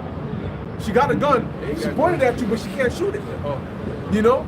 So what are you actually gonna do when this thing gets real? What are you actually gonna do? Because this society has put you in an artificial sense of security. But when the 911s don't come in, the first responders ain't coming in, no police, no man, no nothing. Your pops is dead, your brother is dead, your boyfriend is dead, and it's just you. What are you doing? And a gun ain't gonna be like you're not gonna be the only one on the street with a gun. All right, you have to understand that everybody's gonna have a gun at that day too. When people realize that all hell is breaking loose, people realize that the infrastructure is broken down, and there are no more police. Everybody's first instinct is gonna get a gun. So a gun ain't gonna make you special, man. You know, I'm thinking a gun is the ultimate equalizer, so I'm gonna be safe. Nah, But you gotta know how to shoot it. yeah. I was gonna mention that movie Baby Boy when Snoop Dogg was gonna, I think he was gonna rape Taraji. She was like, "Oh, you gonna rape me right in front of my son?" Now that's a movie. That's the reason why they didn't show that. But like you said, that's what's gonna happen. Where you might kill your son, so you gonna throw your son rape you.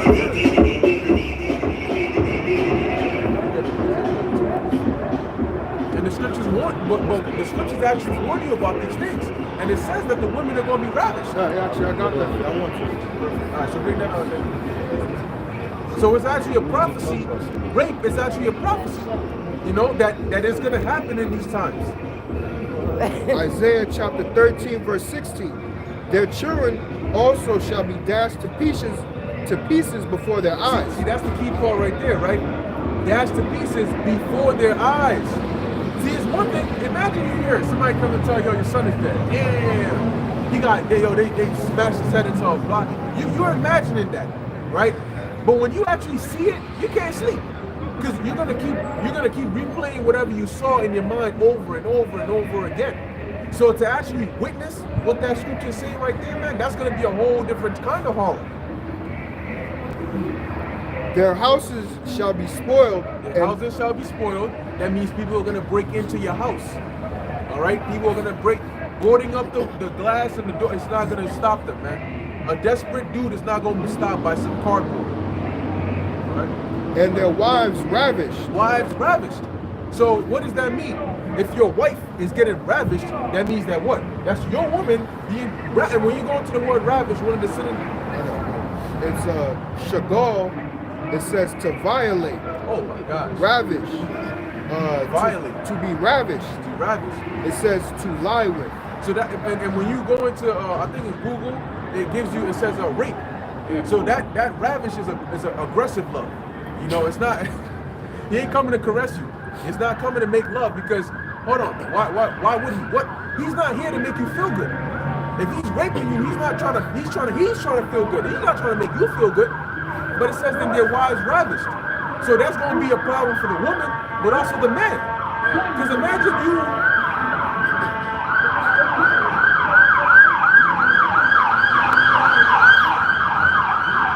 All that for what? And they're going to be coming after those female officers too. Yeah, I'm telling you, man, because, I mean, yo, some of them, but they won't be coming for them. Yeah, so I got a badge. I saw a video where this female officer who was trying to arrest this Jake, right? And she's by herself. She's trying to put the head. She's like, "Get the fuck off me!" Oh, look at that. And she just followed her. Yo, you under arrest? Oh my God! And then until the men came in and actually grabbed her, and then she started yelling louder. Yo, I'm like, yo, man, be quiet. They don't belong. That's not their place. You know, so like we read in there, women ravaged. That's actually going to be happening. Now, as a man, imagine that. You helpless.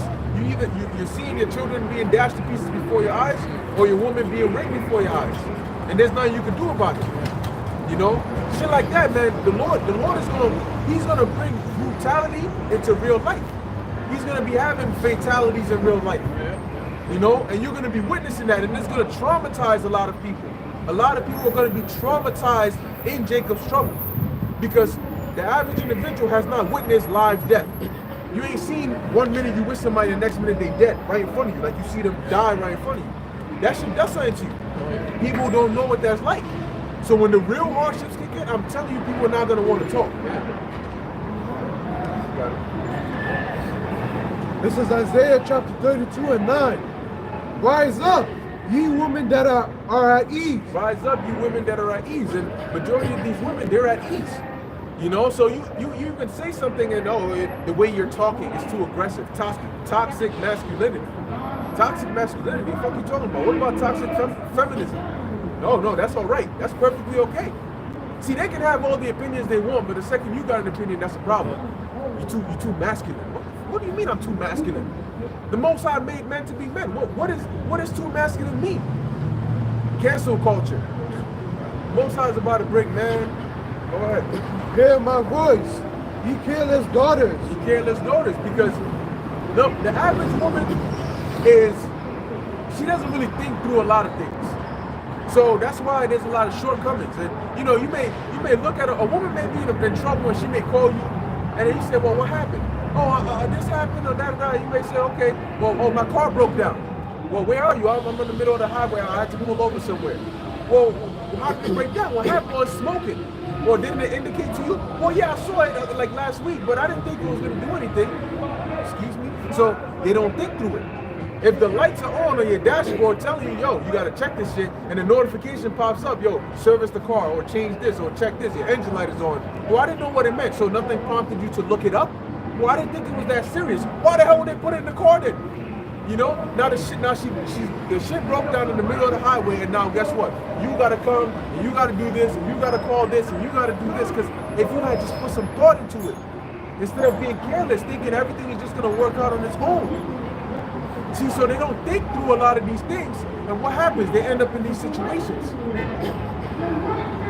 So the Lord is saying, rise up, you careless women. Because that careless life is not gonna get you far any longer. So just to make a quick point to what you said, and also the reason why they're careless like that is because it always happens. Help always comes. Right. So it enables them basically. Right. But when help doesn't come, it's like, oh shit, now I actually do have to think. But I can't think. I need someone to think for me. But there's no one here for me.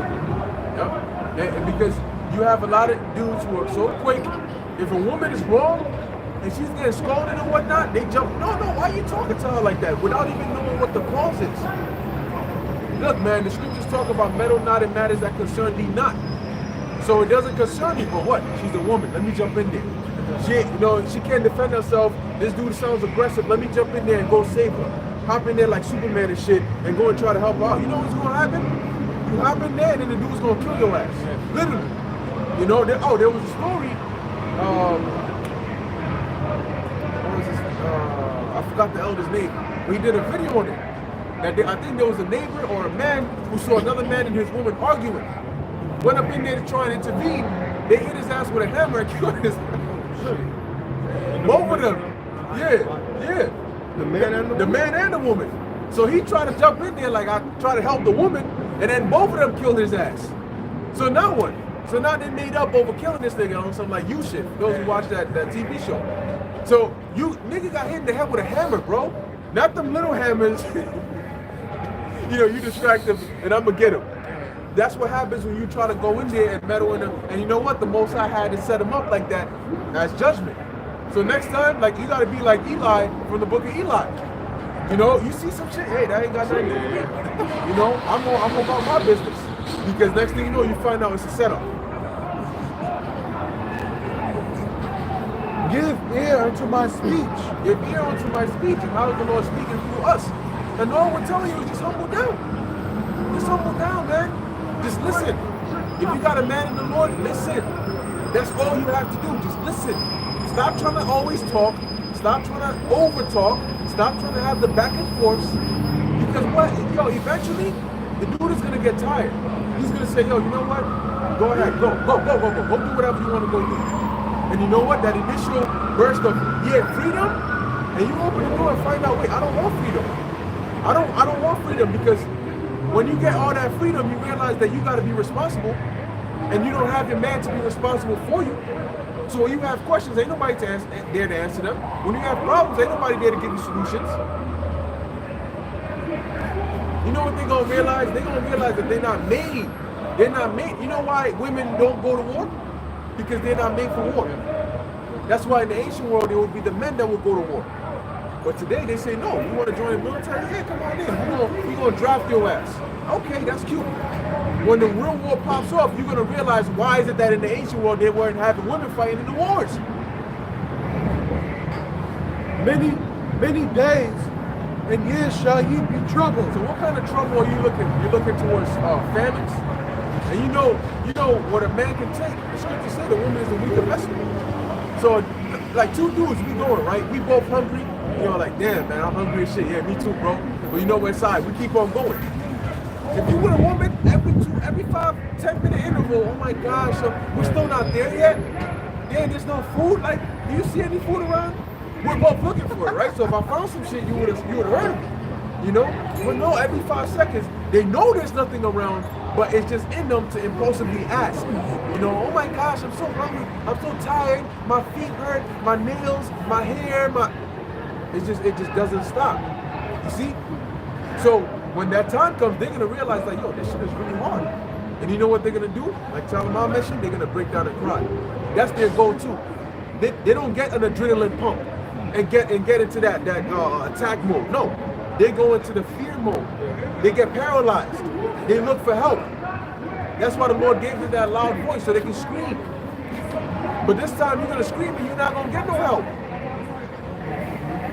Ye keyless women, for the vintage shall fail. The gathering shall not come. And the vintage and the gathering is when you had like during harvest time, say you would reap, you would get the grapes and whatnot. The gathering was the bringing in of the harvest.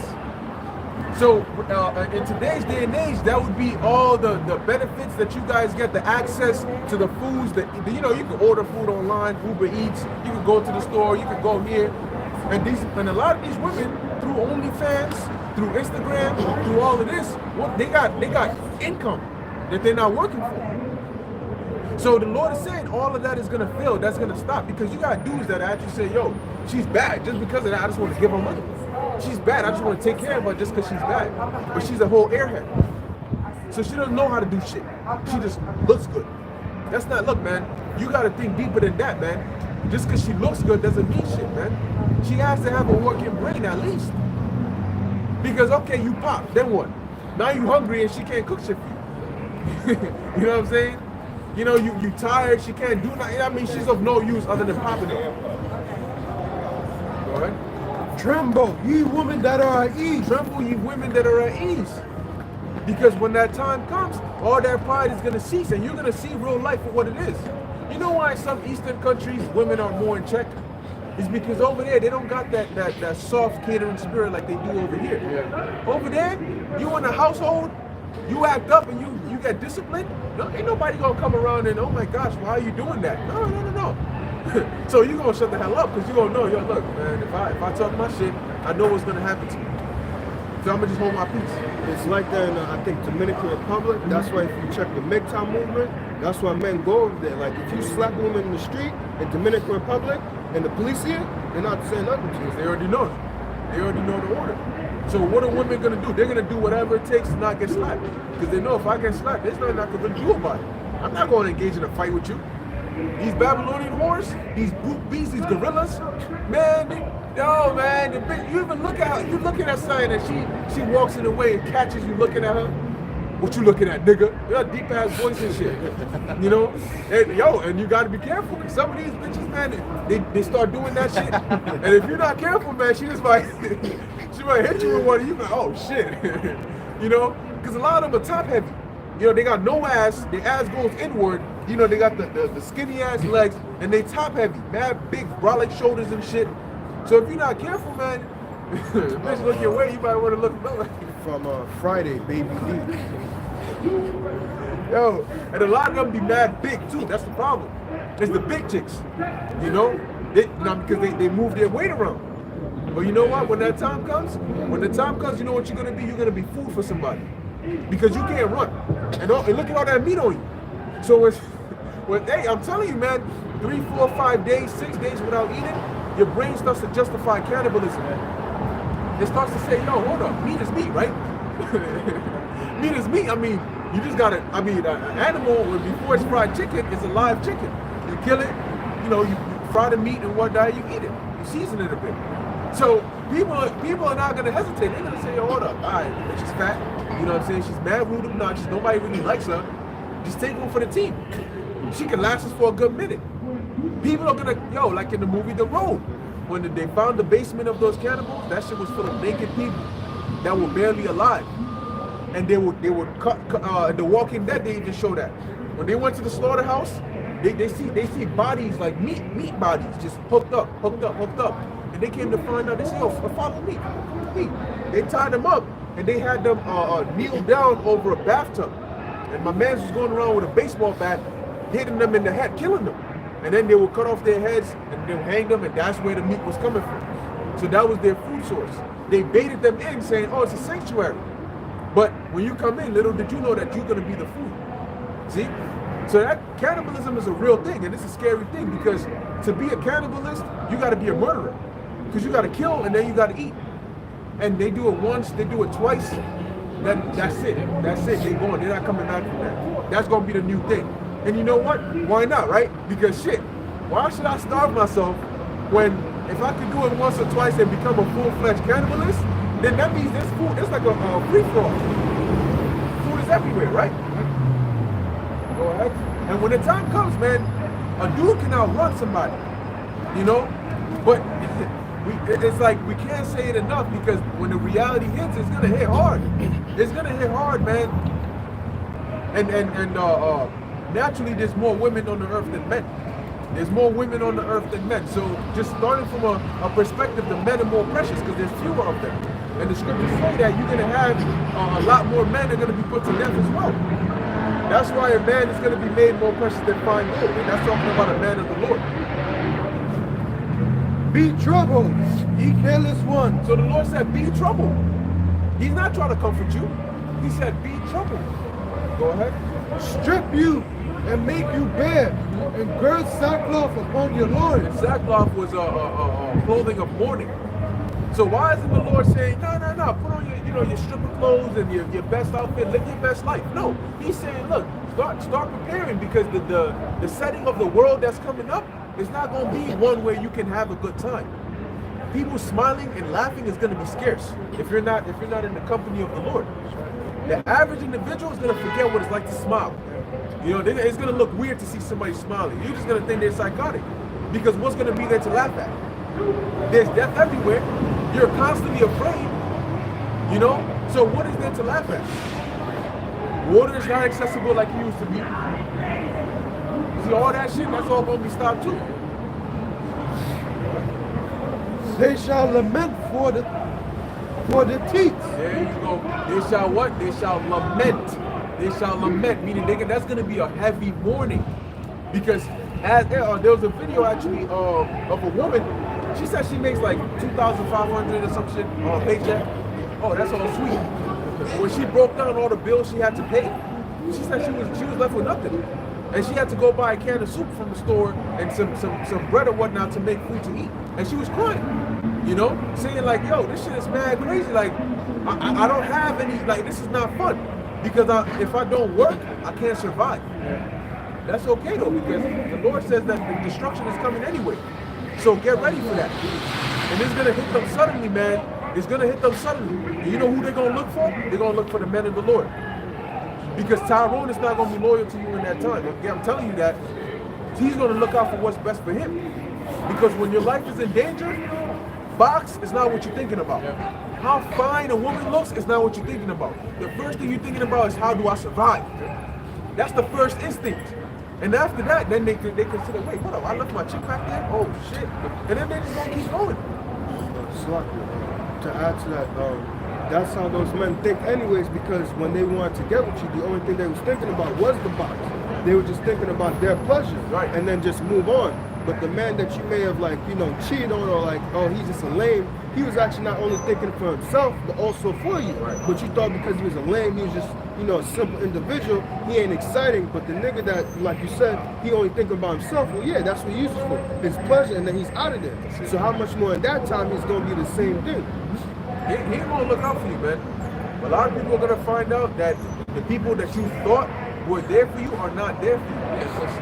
Because like actually, right? Let's say you walk down the street, you're a stranger, and then some guy comes to you asking for a number. You know that the guy does not just walk around asking for numbers, right? You know he doesn't. You know he doesn't just walk around asking strangers to take him out to dinner. So you know it's because of the box. So you should understand that already, right? It's not a. That's the. Yeah. I mean, because what prompted him to come and ask you? Yeah, exactly. Oh, I just want to be friends. To that, right? Yeah, okay. Nigga just saw you, and yeah. I just want to sit there and listen to all her problems. You know, just talk to her at night. That's it. No, he's looking because he ain't gonna do that to an ugly chick. So ask yourself, wait, why wouldn't a dude go up to an ugly chick and try to get her number and take her out to eat? Why is it that they always, if it's a stranger, they always approach a chick that got a fat ass or she looks cute or whatever the case is? Something is prompting him, right? It ain't about friendship, you know? So that's the case. A lot of women, they don't want to be under that restriction, you know, of being told what to do. Nah, they don't like that. They want that freedom. But what they're going to realize is, look, man, the restrictions is what's going to save your life. The man that's telling you, yo, do this or don't do this is because he's caring for you. Because he knows that your nature, he has to anchor you. Just like parents and children. For the pleasant fields, for the fruitful vine, upon the land of my people shall come up thorns and briars. Briars, right, exactly. Briars. Now, like I was mentioning, you got the fruitful vine, the pleasant fields. Of course, Isaiah speaking in the ancient terms, because back then that was the language that, you know, that's the way, the terminology of things. But applying that to this time, in the modern day sense, is going to be your benefits, the money that you're getting in, the things that allow you to live comfortably and lavishly. Now jump up from there to the second verse. Verse 2. Real quick, get out Isaiah 13. Isaiah chapter 32 and 2. And a man shall be as a hiding place from the wind, and a covert from the tempest. There you go. A man shall be as a hiding place from the wind. So a lot of these women that are walking around with these dykes, you know, and you sit there and you think about it, wait, oh, you want to be with a woman that's trying to be like a man, but you don't want to be with a man? That's how you know they got demons on them. But you ain't gonna want to be with her then. Because you know what's gonna happen? Dykes are gonna be getting raped. You know, so and she's gonna go back to her feminine nature. She's gonna drop all that gold chain, the sagging, and the sports bra wearing. She's gonna drop all that. Or somebody else gonna drop it for her. Go ahead. As rivers of water in a dry place. As rivers of water in a dry place. So imagine you walking through the Sahara Desert. Your lips are dry, they're chapped, you're tired. You're about to pass out, and you see like a bucket of water. Cold water, yeah, like an oasis, clear water. The speed you're gonna run to that water with, and just drink of that water. That's how it's gonna be when they see a man in the Lord, because they're gonna be in such desperate need. On the second verse? At the shadow of a great rock, in a weary land. Once again, you tired of shit when the hot, you know, in the summertime when we used to teach around there, and the sun came out, and y'all remember the heat? Oh my lord! But then when you had a cloud, like a big cloud, just come and block the sun for just a little bit, that relief, man, you was like, oh my god. So in that time, imagine you being tired, it's hot as shit, and you see this big boulder with like a seating area. The relief you feel when you see that, that's what it's like in the matter of the Lord wants you. But it's funny, right now they don't see us like that. Right now they're like, oh, who these, you know what I mean, who these bumps? I can do better. Okay? God.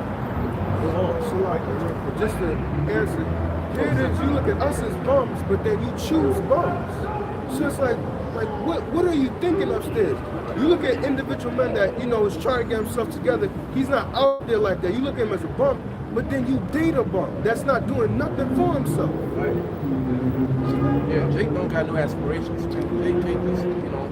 All he's talking about is being on the corner and just fucking you. He's not trying to at least establish, all right, let's just get a home. Let's, you know, make sure that when we have a future with the kids, that the kids gonna be all right. Nah, I'm just gonna fuck you, and then when the kids, we just gonna live in this one-bedroom apartment and be miserable. But you call other men bums, but you with a fucking bum. Right. He doesn't do anything with his life. He sells drugs, talks shit, shoots people, you know, acts like he's tough, takes gun pictures on Instagram, you know, but he doesn't know shit. So now you gotta think, because you gotta think ahead. You're dealing with this man, right? But what are you actually gonna do? Are you gonna have kids with this guy? Is he gonna be a father to your children? See, women don't think like that because they're raised to be hoes. It's hoes first, wives later. You know, when you all worn out, that's when you want to settle down. When you start hearing the chick say, I want to settle down, I want a man, you got to check her record. Check her record ASAP. Check the Carfax. Because she's been used and abused. Yeah, that's it. She tired of the fast life. You know, that's why really you got to get them overseas women, man. You know. Now, I think there was a chick, y'all brothers probably saw it. She was an older chick, like probably in the 40s. I'm not gonna lie, she didn't look bad. And she even admits, she said, I should have went for the nicer guys or like the calm guys when I was younger. Because now most of these young dudes that's trying to get with me, because she does look attractive, she's like, she already knows what they're about because she dealt with them when she was younger. Right. And all they are is just, you know, fast money, fast cars. And she's not trying to deal with that type of thing. And that's how Eve goes for, the fast money, fast cars. But like, let's just be honest, some of us have been around that type of, those type of dudes and lived those type of lives. Listen, you women who like those dudes who like to deal with guns and violence and all that, when violence comes, it's not a nice thing. It's not, your blood is not being pumped with adrenaline. When you die, you just fall and die. It's not like some in the movies where, what was it, Set It Up, when Queen Latifah, she was looking all cool, going like this. Nah, it's not gonna be like that. When you get shot, you drop like a pancake and you just drop right there. However you fall is how you fall. You fall and your leg break, that's it. It's not going to be glorious of how you think. Right. I think they mentioned that in the movie, I believe it was Troy. Venus or something like that. And Hector told his brother, Perry, he said, yo, it's going to be a glorious day. He said, nah, man, you can be a more. Right. You know, the songs you hear about warriors and the glory, it ain't like that in the battlefield at all, man. In the battlefield, you're just trying to survive. They also said that in Irishman, the new movie on Netflix. He said it, and the dude was like, "Look," they asked him if he was scared in the World War, and he said, World War II. He said, "Yeah, he was scared," and he said, "Don't let anybody tell you they weren't scared." And you pray a lot. Pray that God will save your life and all that. And he says that, but when the battle starts, you forget everything. You're just trying to survive. That's what it is. A lot of people, they feel as if they're in a video game. You think you're a movie star in life, but you ain't, man. You don't know what it is to be in life-threatening danger, man. You have no idea. You know, don't play with the Most High. Because the Most High, that's what he's bringing. And he's bringing it to show the majesty of his power, man. You're going to make up for all all the years, right, of you blaspheming his name, of you throwing away his word, of you mocking him. You're going to make up for all of them. You're making up for all of them. And remember, the accounts that the angels have, it's not the accounts of man. So, see, a man, you know, we have an idea. We can see all the wicked things that's going on. But like the brother brought out, the things that the Most High sees in the spirit is much more than any man could ever understand. You understand? So he has a perfect account of everything, and he will make sure, and he's not like a fucking Edomite judge who's always inconsistent in the sentences, who doesn't bring out righteous judgment, who doesn't bring out what you call it, proportionate judgment. You know, in other words, you ain't gonna do community service for killing a man. No, most I don't do that. He ain't that kind of judge. You know. Right. That's why the laws are the way they are. Yeah. Eye for eye. And eye for exactly. The Lord is like, look, that's just the way I set it up. Yeah. So how would the Lord?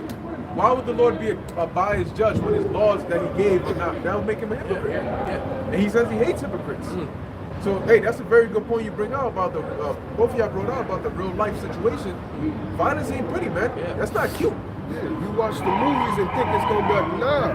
When somebody comes up, because I've seen it, and you see it on TV, when somebody comes up and is looking for you because they recognize that car, they're like, oh, that's that nigga that beat us up last time. That's his car. But nah, you the wifey with the kid in the back seat. You the one who's driving the car. And sometimes them dudes, they know that shit. They know what they do. So they just leave it. I don't give a fuck. Did you get killed? That's the dudes that you chose to be with. They don't give a fuck about you. They just want the box and that's all. So when dudes see the car, they thinking, oh, he's in it. But now when they come and shoot the car, they shoot up you and the kid. Yeah. So and see, it's fun to talk about it, right? Well, my man does this, my man does that. Yo, don't mess with me. I'm gonna get my man on you. Oh, okay. So what happens when they get their man on you, or they try to find your man, like you said, and they find you? You know, now you're caught in the crossfire. Another example was, I think the movie it's been a while since I watched it, Paid in Full. When he was doing the deals or whatever, and he had the sister and the moms in the crib tied up and stuff. He was like, listen, you didn't help me out last time, so now I'm gonna shoot your mom and your sister right here. It's paid in full. And he killed the mom and the sister right in front of him, if I'm not mistaken. I know it was the mom for sure, right in the apartment. That's how it be. When your man's with who these women get with, when he pardon my language, when he screws over another dude, they know where you stay at. They come in there and they having your children tied up, like the scripture said. They gonna have your woman tied up and they gonna shoot you and the kid right there and then kill him as well. They gonna wait for you to come in the crib. So how much more when Jacob's trouble pop off, really pops off, they gonna remember, yo, this dude screwed me over. I'm gonna go where he stay at. There's lawlessness. Fuck it. I'm gonna kill his ass. I'm gonna get him for what he did for me. Right. Like the birds, exactly. Yeah. So that's gonna be the consequence of getting involved in that. They didn't count the cost. They wanted that, like you said, they wanted that fast life. Instead of just, the fast life is just gonna end you hurt or dead. That's all it is. You actually think about it, what do you really gain from that? That's why the scriptures say, my people are brute beasts, like a bull in the net. That's what Jake is, man. They're like, as you said it, let the multitude then perish, which was born in vain. They don't have a purpose. They're just here to just they're here to fulfill the curses. They're here to fulfill the curses of just having, looking around and seeing Jake all messed up and shit. But that's why the Most High is going to need to destroy a lot of them, man. Because you just look at it and it's completely out of order. They're undesirables. Literally, and that's what the Lord is going to do. He's going to purge out the undesirables of our nation. But before you get purged out, everybody's going to have a moment of clarity. That's Wisdom of Solomon, the 5th chapter. They show you your life flashes before your eyes. They're going to have that moment of clarity and they're going to realize, damn, because it's always on your deathbed that you really reflect on life and say, yo, what did I really do in my life? Like I'm about to die, but what do I have to my name? And all you can remember is selling drugs, committing adultery, doing all this shit. And you sit like, damn, man. Then you start thinking, damn, so if I'm really about to go meet God, I knew that the shit I was doing was wrong. What's going to happen to me? That's when they start to think about that. But the Lord said, what? Seek me in the days of your youth. Right? When the evil days come not. You got that? Reality's about to set in, man. It's coming like a wrecking ball. Like Miley Cyrus said, I can't do like a wrecking. That's how prophecy's coming. Like a wrecking ball, man. Because you gotta think about it. Like you said, you do all this wickedness, and like cannibalism has come back. People is gonna get eaten by wild animals. So think about it. You were proud for your whole life to be a pile of shit. Right. Because when the animal eats you, it's gonna shit you out, and that's gonna be you. Yeah. Hey man, that's imagine you staring at like jaguars and leopards. Let me tell you something about leopards, man. I was watching a video, man. Them leopards, they don't play, man. They're able to carry what, like maybe 4 times their weight. Yeah. up a tree. And them shits they could scale walls. They climb up trees, so walls ain't stopping them. You know? So when the Lord says that them wild animals, they're gonna change their places. And they had to be mad big. Yeah. You sort of tell if you think it's small. Yeah. You see a jaguar in real life. Especially the black ones. Yeah. And they got the fangs. Yeah. And they look at you, man, them hyenas. They pop out like the Lion King hyenas. Yeah. You know, you think hyenas ain't stupid, man. Don't let the Lion King fool you. Them shit too, they'll eat you and your bones. Shumya showed us a video a couple months back where Jake had I think it was a lion. No, not a lion, but I think it might have been like some panther or something in his crib in the room. At homie, when his friend, he wanted to show him, I think it was a panther, some type of animal. I know it wasn't a lion, but it was a big cat. He showed him the animal, like he went into his room and he said all I saw was like his eyes was like something like golf balls. They was big. And he said when he opened the door, the thing just looked at him like, and he said his eyes was just so big. He just, he's like, yo, what is that? He's like, yeah, that's why I wanted to show you. He said when he met his mom was like, yo, he's wilding. But he's like, what are you talking about? He's like, just go see him. But the Jake thinking, oh, he probably got guns or something. Nah, it's a whole big cat in the room. And when he opened the door, he's like, the thing just looks at me like, Nigga, dog. Yeah, man. But you know what's gonna happen though? Watch when the food goes out, because you gotta feed the cat. And so long as you feed him, he's all good. But what happens when you don't feed his ass and his natural instincts kick in? He's looking around like, what the hell am I doing here? And this thing ain't brought food for me in like 2 days. What's up? So now he starts getting tight. He ain't gonna come to you and say, yo, I'm hungry. You gonna be the food. Like, you know when you watch a video and they got a tiger food with a goat, tiger food with a dog. Yo, they be eating those guys, bro. I'm telling you, man. You see the clip? 3 months later in the news, They don't work there no more. What happened to the zookeeper? Yeah, they buried his bones somewhere, man. Because that one day he went in there, because that's that stupid Edomite shit. They go into them cages, they see the lions, oh yeah, look at that. And then they got the narrator, right? The narrator is talking for the lion, but how the hell you know what the lion is thinking? He's so excited to meet him, he hasn't met him in over 10 years. You don't know if the lion is thinking, damn, I'm gonna tear this nigga ass up. You know, you don't know that. So one day you go in there, oh, this lion is always cool with shit, you know, Billy or Bobby or whatever, and you go to play with him and he's not in a good mood that day, and you don't come out the cage, you know? But these people that got these wild pit bulls, they got these wild ass big cats, you think it's okay to walk a freaking tiger on a leash? You know? And you take that nigga back. It was a tiger. Oh, not a tiger, man. I think it was a tiger. I'll try to find it. The tigers are ferocious, man, and they're big and heavy. So when the you know why an animal pounces up like that? Because when it gets you and it places weight down on you, that's why they're called big cats. Number one, their claws are already out, so you know they're sinking deep, and they're bringing their weight down on you. You ain't Samson and you're not King David, so you're not gonna try to fight I slew a bear and a lion, nigga. You ain't say shit. So like I said, there's no food. You're not feeding this cat, or you're not feeding this bull, or you're not feeding this snake or this python. What you think is gonna happen? As you looking for food, he's looking for food. And eventually he turns around, he's like, okay, well, you ain't eating me, I'm eating you. So a lot of people, there's gonna be cases of wild animals eating people. You know, you have a lot of these bears that stumble into the neighborhoods and they're looking through the dumpsters and shit. Yo, there's a lot of situations of bears actually coming into people's houses. They come to the door, they stand up on 2 feet, then they knock the door down. And then boom, and you hearing some shit downstairs like, yo, what's going on? You come downstairs and there's a bear sitting on your couch and shit. Yo, man. The Lord got a sense of humor. Yeah, there was an account where a bear was like walking like a human on 2 feet. Yeah, it wasn't Goldilocks. And there was another video, I think like a month ago, where a woman saw an alligator in her crib, just in the kitchen. Just there. She's like, and there was like, you know, they do that. Like they kind of sound like snakes. So it's like, yeah, them alligators and them Komodo dragons, they fast. Especially them Komodo, do not underestimate them, man. Just because they go like that. When they get their ass, because they can actually launch themselves with their tail. But yeah, go ahead, man. And there's a scripture that says the Lord created wild, newly created in the Apocrypha. Or there's also one about spirits created for vengeance. I think that's Ecclesiastes 39. This is Micah chapter 7 and 10.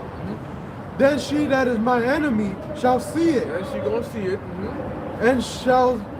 and shame shall cover her, which said unto me. Why? Because she's gonna feel stupid.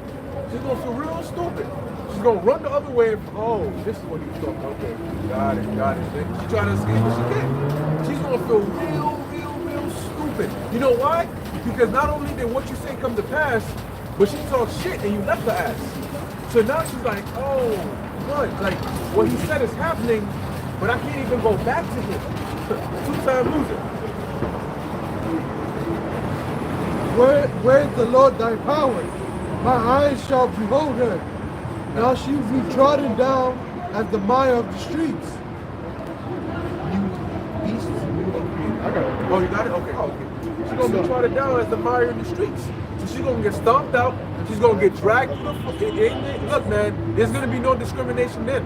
There's gonna be no, as it says in Ezekiel 9 and 4 and 9 and 5. Slay utterly old and young, women and children, maids, little children, all of them, everybody gonna get that work. And as we're about to get into, you have the natural judgment, then you have the supernatural judgment. So the natural judgment, you got people, you got shooting you got people stabbing you up, you got all of this. Then you got the supernatural judgment, which goes into the apparitions, which goes into the demons, which goes into the spirits of vengeance on these wild animals. So you see that lion and you're like, yo, this lion, here it is, you might be in the car, and the lion is on the same speed as the car. You're like, yo, I don't remember lions running that fast. Well, but the Lord is going to put a special spirit on them. Then the nigga's eyes turn red. Because you know, that's how they show it. In the dark, their eyes sort of like glow when there's a light reflection of it. But it ain't going to glow green, it's going to glow red. So all you see is, because if you see red eyes and you hear their growl, you know what you're seeing. And a lot of these, especially like India and stuff, they're known for coming into the cities. So at night, they come in the woods, and then they slowly come into the cities. Next thing you know, you hear a ruckus in your kitchen, and you don't expect it to be a leopard. That's the last thing you're thinking. I think it's a child. Yeah, you go there and the nigga looking at you. And you're like, wait, hold on. Before you can even process why there's a leopard in your kitchen, you gotta run somewhere. This nigga, because he's scared, you scared. They show you that in the cartoons where like the room be dark, you'll have the character's eyes, and then the other eyes will pop up and they'll be like, and you hear the growling, you like, and then you just hear the commotion go on. Yeah, you look to your right, think it's your boy, but wait, your boy's in front of you. So whose eyes are those? Well, yeah, get that scripture real quick. Hey, because the Lord did it in ancient Egypt to the Egyptians. And I bet you they weren't talking shit. It says they died for fear of evil.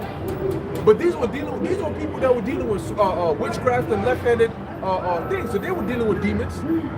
But when the Lord brought that shit, man, they were nah. You got angels that are literally, they got eyes round about them. You got angels that look like scary ass apparitions. You know? Go ahead. Ecclesiasticus, or the book of Sirach, chapter 39, verse 28. There be spirits that are created for vengeance. Spirits that are created for vengeance. So you got us, you got spirits of the Israelites, spirits of the other nations, spirits of the animals, and then you got spirits for vengeance. What? Which in their fury lay on sore strokes. In their fury, they lay on sore strokes. Oh shit, go ahead. In the time of destruction, they pour out their force. In the time of destruction, they pour out their force. And what time are we coming into? The time of the greatest destruction. Go ahead. And appease the wrath of him that made them. So they're here to appease the wrath of Yahweh Ba'ashem Yahushai. Meaning, it's not about how much you cry, how much you beg. Okay, you beat me enough. No, it's up to whether the Lord is pleased by their work or not. And the Lord is going to tell them, look, I ain't going to tell you to chill. No. Do as much as you want. Go ahead, go all out. They're going to have a field day, man. That's what these death angels are going to be having, a field day. Right? Fire and hail and famine and death, all of these were created for vengeance. Teeth of wild beasts. There you go. Teeth of wild beasts. So why do you think the Lord gave these wild animals those sharp teeth? Go ahead. And scorpions, serpents, and the sword, punishing the wicked to destruction. Yeah, because sometimes you get judgment through wild animals, you know? And I gave the example before, but rats. Yo, Rats, you got the small rats and you got the big rats, and you got the shield-sized rats. And in Jacob's trouble, the Lord could just do that. He can magnify a rat's size. If the Lord can open the mouth of an ass to speak, how wouldn't he be able to? Because he decreased our stature. In the ancient world, we were much bigger. So it's nothing for the Lord to turn a small-ass rat into a big-ass rat. Now this nigga standing up on 2 feet, and he's coming at your ass. And then you looking at him, you're like, yo, this shit is looking crazy. And rats are fast, man. Rats are fast. The movie George Orwell's 1984, there was a scene from that movie. And there was a certain room that you never wanted to go in. Whenever they took you to that room, man, people were terrified of that room. And the main character, he got a little rebellious. He started asking questions. So they took him to the room. And everybody who comes out that room, they come out fixed. They're fixed. They're not broken no more.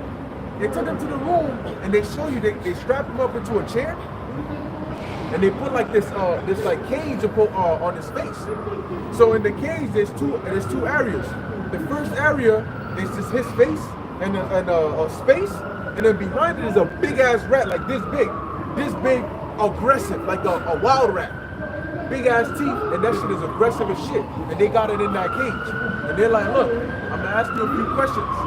Based on your answers, we're gonna open the latch from the rat to your face. And mind you, tied up in a chair, you just like this. So the rat is right there looking at you.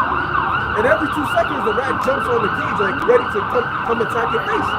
So you're like, look, based on your answer, we're gonna open this latch, and I mean, whatever type of rebellious spirit the dude had,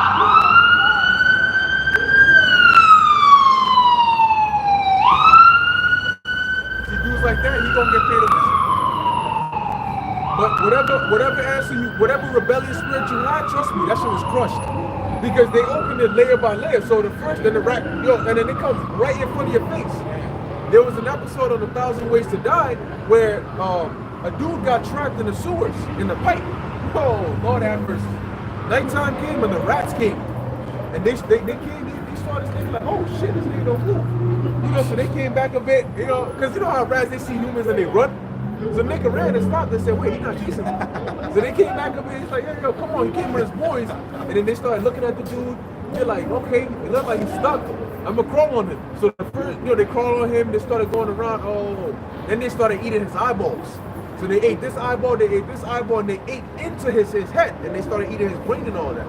And he's stuck having to feel that. Imagine a rat with his big 2 front teeth biting into your eyes. Just chewing. And they go in there. Yeah. And that's how he died, through that. So you're talking about 1,000 ways to die. The Most High got the teeth of wild beasts, the perfect move. And that's what the Most High is going to bring. He's going to bring that to punish the wicked unto destruction. And these all are meditations of a man's mind, right? So how much for the Most High? Right? No? Yeah. Giant snakes, like snakes on a plane, serpents. You might see an animal you've never seen before. You see, they're trying to identify what kind of creature that shit is, and it's coming to you. And they're not going to be to scare you. They're going to be to actually put you to death. There's more than that? Yeah, just one more. Verse 31. Ecclesiastes 39, verse 31. They shall rejoice in his commandment, and when and they shall be ready upon earth when need is.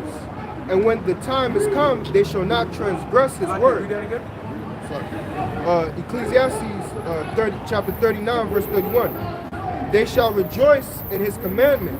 They're going to rejoice in his commandment. What's the Lord's commandment going to be? Put them to death. Now, the same way when Yahushua got the go-ahead, because he was that death angel that put those Egyptian firstborns to death. And in the book of Wisdom of Solomon, it tells you that he leaped. Now, an almighty word leaped off the throne and came down there and put them to and made quick work of them. So that's how them death angels are going to be. Because literally they were created for that time. So imagine like before a race, you got everybody set, and the second the gun goes off, they just explode. Yeah, like the hounds. Like in the I Am Legend. Waiting for the sun to go down. So you see those kind of dogs and shit? Guess what? They're coming for your ass. That's why we read earlier, rise up you women that are at ease. And not just you women, all of you. We hope and pray the Lord has mercy on us, because we're going to be in this world. We're going to be seeing shit like that, but the Lord said what? The beasts of the field shall be at peace with thee. They shall be in league with you. So as where an animal is tearing somebody's ass up, it's not going to tear our asses up. It's not going to slap the meat off us. If anything, the Lord might have a lion walking up to you, and they got like a bag hanging in between his teeth, and in the bag is like food. And they might just come and then just lay it right down in front of you, and they might just turn around, and they might just leave. Or it might stay there and protect you. You know? You see a pack of lions, and they just surround you and they protect you. You know? So the Most High, you know, you do all these things. Here's my question. Is that for me? Can I get some? Then she gonna get the SpongeBob tune. Can I get some of that? Oh, I gotta ask the Lord if you can get some. Let me talk to the Lord. Lord, no. She like, so when he said, no, you can't get none. That's it. Before you even ask, no, don't even think about it. No. That bitch, her? Oh, hell no. You don't even know. But you know what's going to happen? The Lord is going to put it in our minds to see, like I mentioned, like Ghost Rider has that ability, the penance there, where he can look at you and see all the wicked shit you've done. We're going to look at these people from a mile away and instantly we're going to know, oh, this bitch. You know? Nah, don't even come here. I see you coming. Don't come here. You know? So they thinking they're going to come. Well, like you said, yeah, well, that's where the food is at. You know? So, I mean, I thought that, you know, I saw somebody eating, so I thought maybe, please, if I could. No. You're going to starve because if you say, all right, you got a bucket of chicken in your hand, if you're not going to give it to me, I'm going to just take the shit and run. All right, go ahead. Take the shit and run, and then the Lord can have it turn into maggots. You know, so next thing you know, oh shit, and you throw it on the floor. And then you turn around, there's another bucket in the brother's hand. What's up, might tell you like salt, so that now you thirsty on top of Yeah. And the Most High he might have you, it might be chicken until it's in your mouth. And then it turns into something else. Like some live centipede, some shit. You know? And then you turn around, the brother's eating, he's back again. Because if the Lord says you're not eating, you're not eating. If he says you're gonna die, yo, you could literally have me like this. Like, all right, I'm right next to you. If some shit touches you, it's gonna touch me. And as we walk in the boat, it just crush my ass, and my hand is cut off right here, and you walking like you move that shit. If the Most High says you're gonna die, he will target you specifically. So my mom used to say is don't touch other people's stuff. Because like sometimes when I was a kid, I used to like take a little caramel. There's like this caramel that you buy for $2. That's like 4 in a pack. She would always say, yo, why you always gonna touch my stuff? What if it was poison and you died from eating it? Right. So it's gonna be the same thing. You try to take food from the elect, not knowing that, oh, I set that up for your judgment. It's actually poison food and you gonna die. That's right. Yeah, like the Lord made the poisonous waters. I think the place is Mirabah. He made the poisonous waters sweet and healthy for us to drink. The Lord can have it to where we could be eating something, but the Lord could put something in our spirit to where as we're eating it, it's being made safe for us. But you try to eat the same thing and you end up dying. You know? So I mean, look, the Lord can turn poisonous berries into non-poisonous berries for you. The next person eats it and they get fucked up. So the Lord is very specific. When he says, I got you, I got you. But if he says, I'm going to destroy you, there's no escape. That's why Hebrews 10:31 says what? It is a fearful thing to fall into the hands of the living power. Because there's no escaping it. King David said, look, if I go into the heavens, you dead. If I go into hell, you dead. I can't escape you. You damn right you can't escape the Lord, because when you die, where you going? Come to Papa. He's right here. And when you go back onto the earth, where you going? The earth is my footstool. So you ain't escaping Yahweh. Does it on that? No. Sirach chapter 39 verse 31. They shall rejoice in his commandment, and they shall be ready upon earth when need is. You hear that? They're not going to be ready in the spirit world. They were going to be ready upon earth. Why? Because judgment is going to take place on the earth. Okay? Jacob's trouble. So you're going to have the right hand angels that are going to be getting ready to come down, pursuant to Daniel 12:1, Revelation 12:7. And then you're going to have those death angels. They're going to go first. Because during Jacob's trouble, they got a job to do. But at the end of Jacob's trouble, you're going to have the other ones, because you're also going to have righteous angels that are going to be sent in the midst to deliver the Lord's elect. And then you're going to have death angels sent to kill those that the Lord wants to kill by a certain specific way. They might hit you with a disease. You know, they might have you starve to death. All right. When need is, and when their time is come, they shall not transgress his word. So an example is the angel that put what's his name? I think it was Herod Agrippa. I forgot which one it was. I think it might have been Agrippa the first.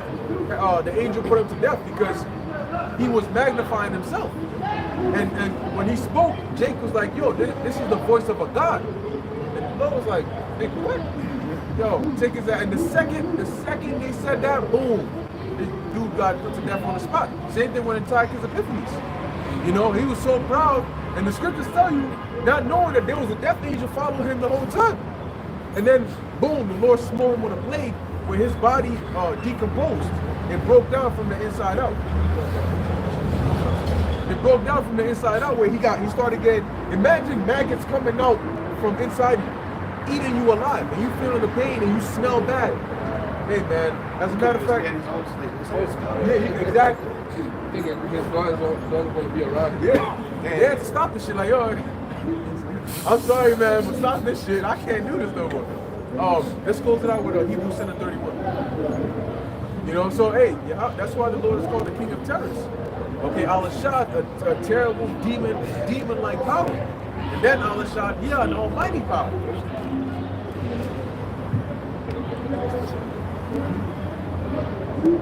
It's 10:31.